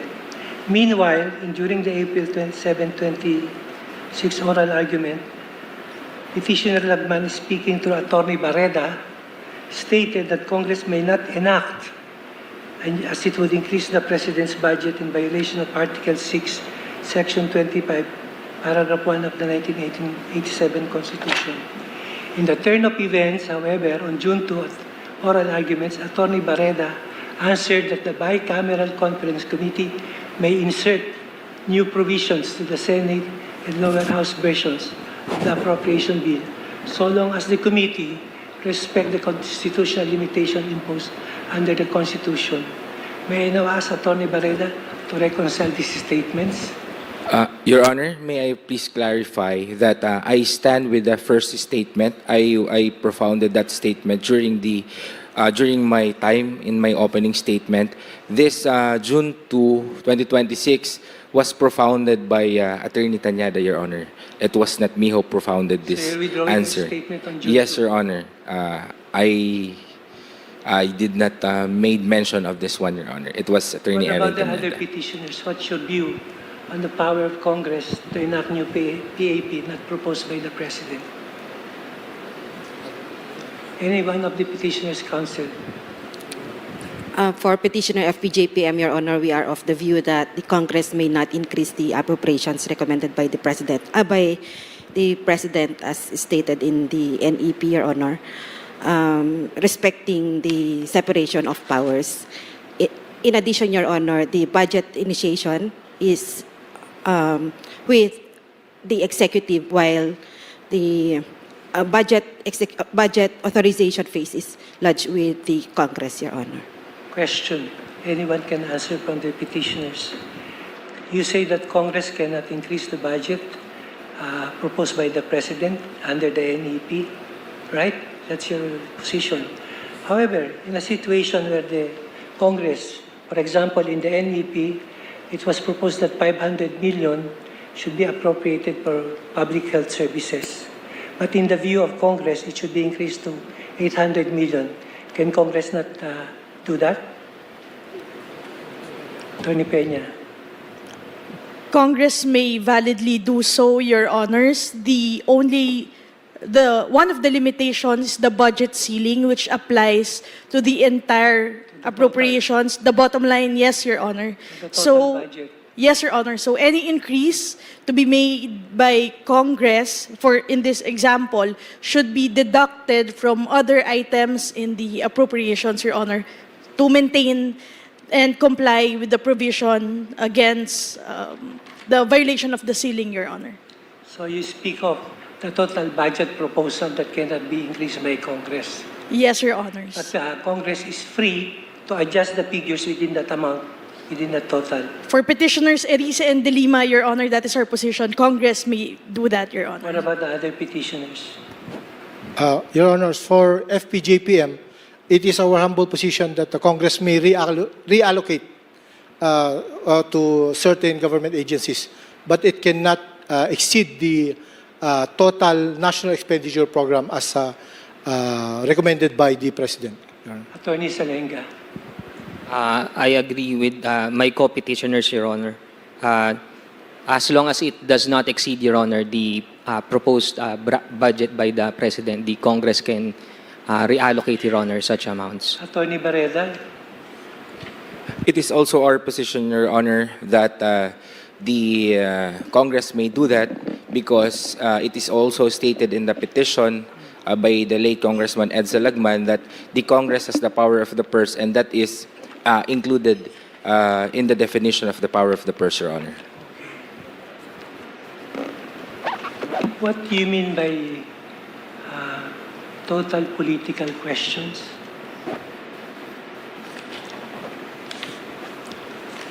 Attorney Barreda.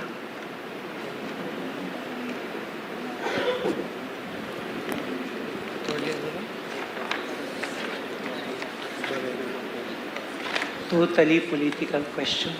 Total political questions, Your Honor, is these questions will not need a judicial intervention, Your Honor, for it can be decided solely by the people, Your Honor. So in other words, there should be judicial restraint, right? Yes, Your Honor. Okay. When is this possible? When should this situation arise? Any counsel for the petitioner?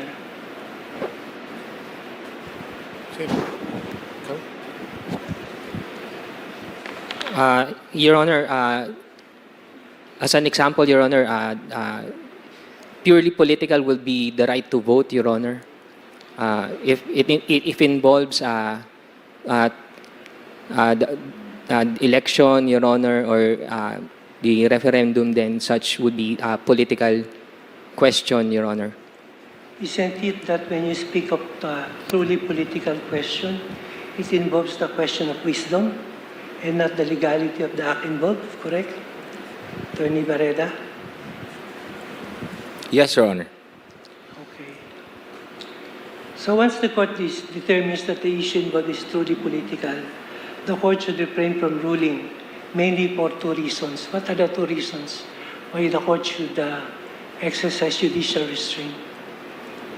One, Your Honor, is that that is a purely political question, Your Honor.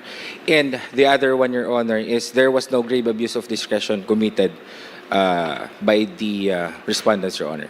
Okay, you speak of the grave abuse of discretion. Madam Solicitor General, what do you mean by grave abuse of discretion? Grave abuse of discretion, Your Honor, is judgment exercised in a capricious and whimsical manner that is tantamount to a lack of jurisdiction. To be considered grave, the discretion must be exercised in a despotic manner by reason of passion or personal hostility and must be so patent and gross as to amount to an evasion of a positive duty or a virtual refusal to perform a duty enjoined by or to act at all in contemplation of law. And I cite that definition, Your Honor, from the case of D. Somangkop versus Secretary of Department of Public Works and Highways, a 2004 case, Your Honor, by Justice Tina, among others. Why do you think there is that authority or given officials and offices are given discretion? The officials are given discretion, Your Honor, because they have been entrusted by certain powers, delimited also under the Constitution, and the leaders should be given discretion so that there will be smooth and expeditious actions as well in government. Or to provide some kind of elbow room and flexibility. Yes, Your Honor. To be able to act and perform their function, right? Yes, Your Honor. Why is abuse of discretion permissible?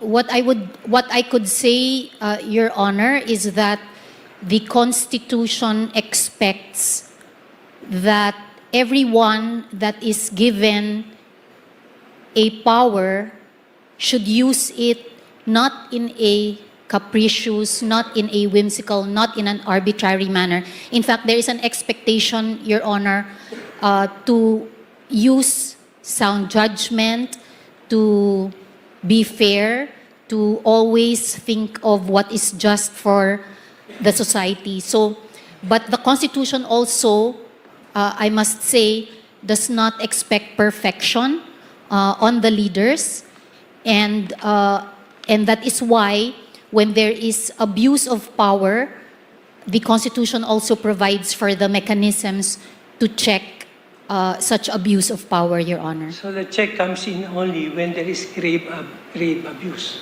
By this court, Your Honor, only when there is grave abuse of discretion. So how do you reconcile the constitutional provision giving such plenary power to Congress with respect to budget, how it is to be done, how much should be spent, so on and so forth under the Constitution? So within that parameters, if Congress acts according to that provision, can they be subjected to this grave abuse of discretion? Yes, Your Honor. And that's why when I was answering also Justice Villanueva, that expanded power to review has been in our Constitution, which isn't present in the, for example, in the U.S. Constitution. So if a political branch is given that power, if there are textually demonstrable standards that could guide the court in assessing if there has been grave abuse of discretion, then that is the situation, Your Honor, that the honorable court could evaluate on whether there has been grave abuse of discretion. Okay. Justice Cole earlier mentioned about the questioning the petitioners and also you, the power of the purse, and you explained it. What about The power to control the purse. What do you mean by that? The power to control the purse, Your Honor, would be will be lodged in the Constitution, and so that's why the Congress will have to be delimited in its power and be mindful of the constitutional provisions, and that is what we have endeavored to provide in our pleadings, Your Honor.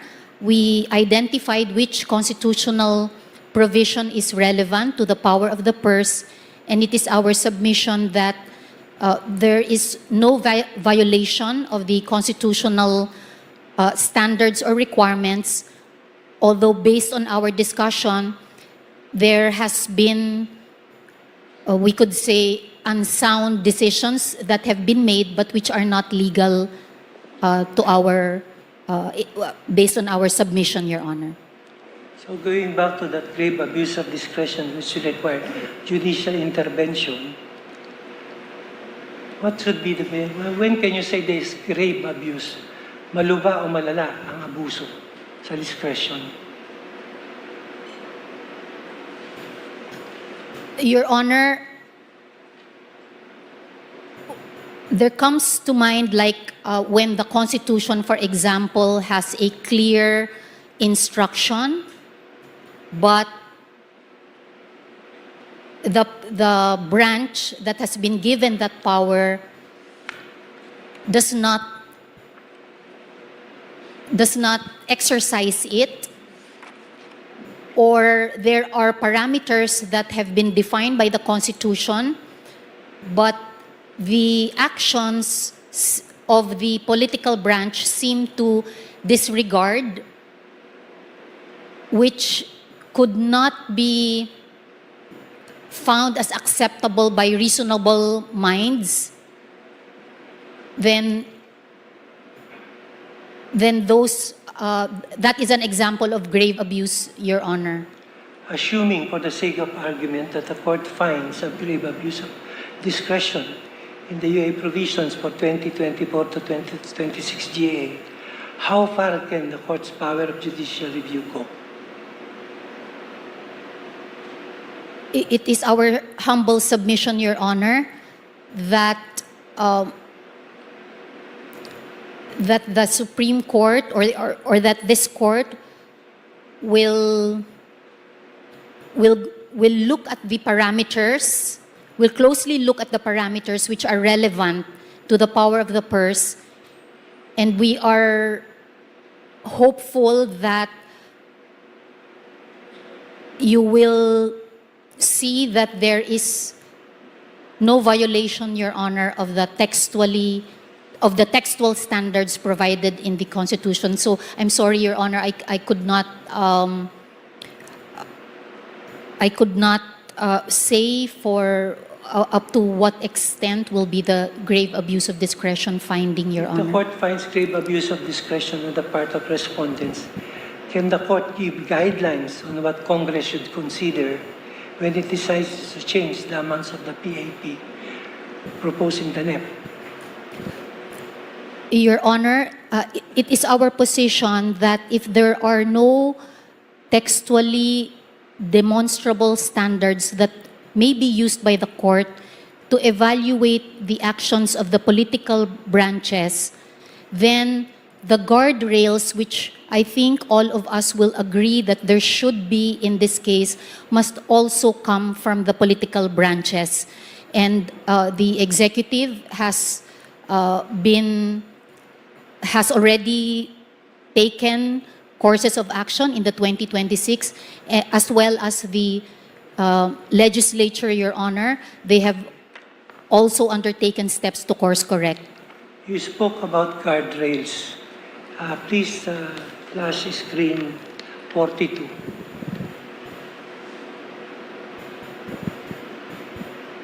Okay. It says the power of the COA there. Senator didn't mention COA earlier with respect to providing the checks on this, the use of UA, right? Are you amenable, or is it possible that we revert back to the practice of pre-audit? If you look at that article in the board,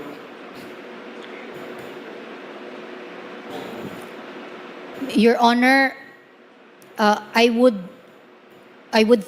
surmise that the post-audit basis has been incorporated here in order to expedite the implementation of projects, but based also on practice, pre-audit basis is very, very helpful also for the departments because we do not want to be violating COA rules and regulations, Your Honor. may I ask Secretary Jokno if pre-audit is a logical step as part of guardrails?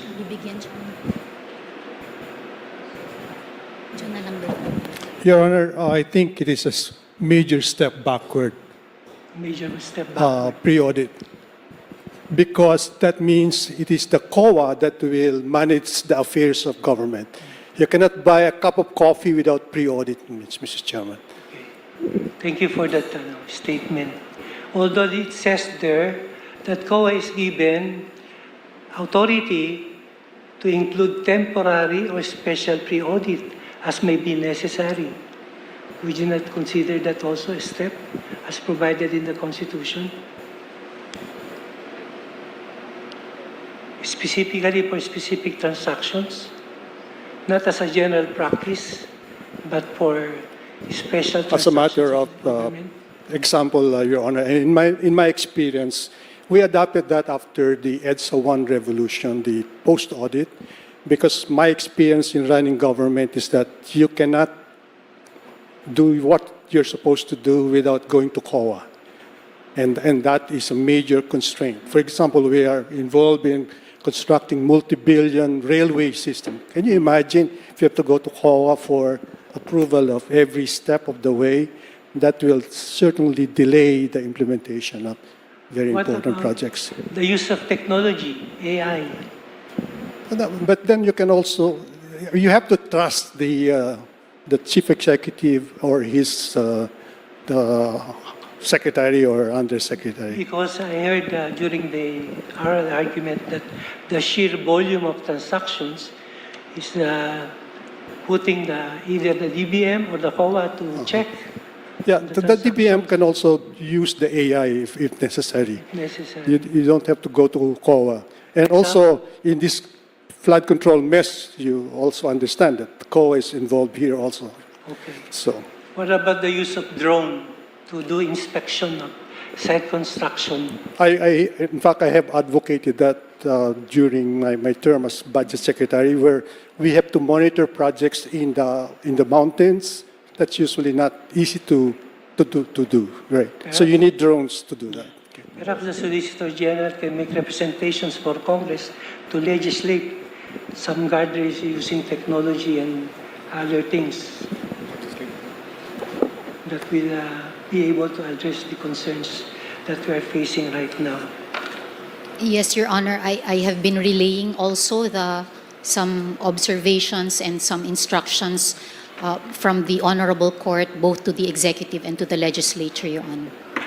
I have a question from DBM, just one question from DBM representative.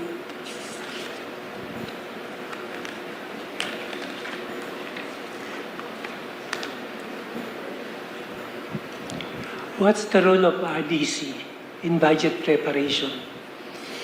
It could provide the alignment necessary between the local priorities and the national priorities. Okay. And the RDC, one of the members should be members of Congress of the district, is that correct? Yes, Your Honor. So in other words, in the preparation of the budget at the inception, there's already an involvement of the legislative, right? In the planning phase. In the planning. And the congressman will tell the RDC the requirements of their district, is that correct? Yes, Your Honor. So if at the turn of the process of the budget, the congressman suggested to the RDC that these are the priority projects in my district, right? Yes, Your Honor. So when the NEP is prepared and he does not see in the item of his projects in his district, he'll get mad, right? Yes, Your Honor. He will insist that it be included, right? Yes, Your Either Honor. in the program or at least a done program, correct? Yes, Your So Honor. that is the reason why there is unprogrammed if it cannot be accommodated in the program. Is that correct? I can see that as a possibility. Senator Drilon is nodding his head. Is that the process, Senator? Sorry. Well, in theory, Mr. Chief Justice, the congressman is supposed to attend and have his inputs in the regional development councils. On the ground, the practice is the congressman would ignore the regional development council on the theory that he possesses the power to review the submissions of the executive to Congress and exercise his policy-making power to check on the executive submission, which includes the submission of the RDC. Yeah. So he has the power when the NEP is presented already to form part of the Yes. JAB. That's the time he will exercise his power. Sorry, sir? When the NEP is presented, that's the time that the congressman can get even if his projects are not included.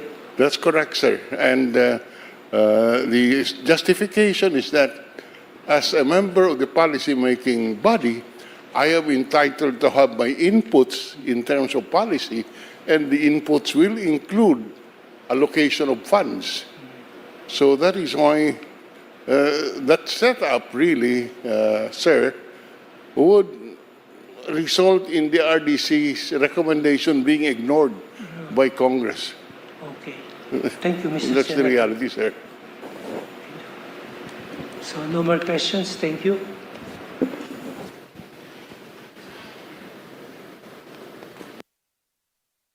So we conclude today's oral arguments.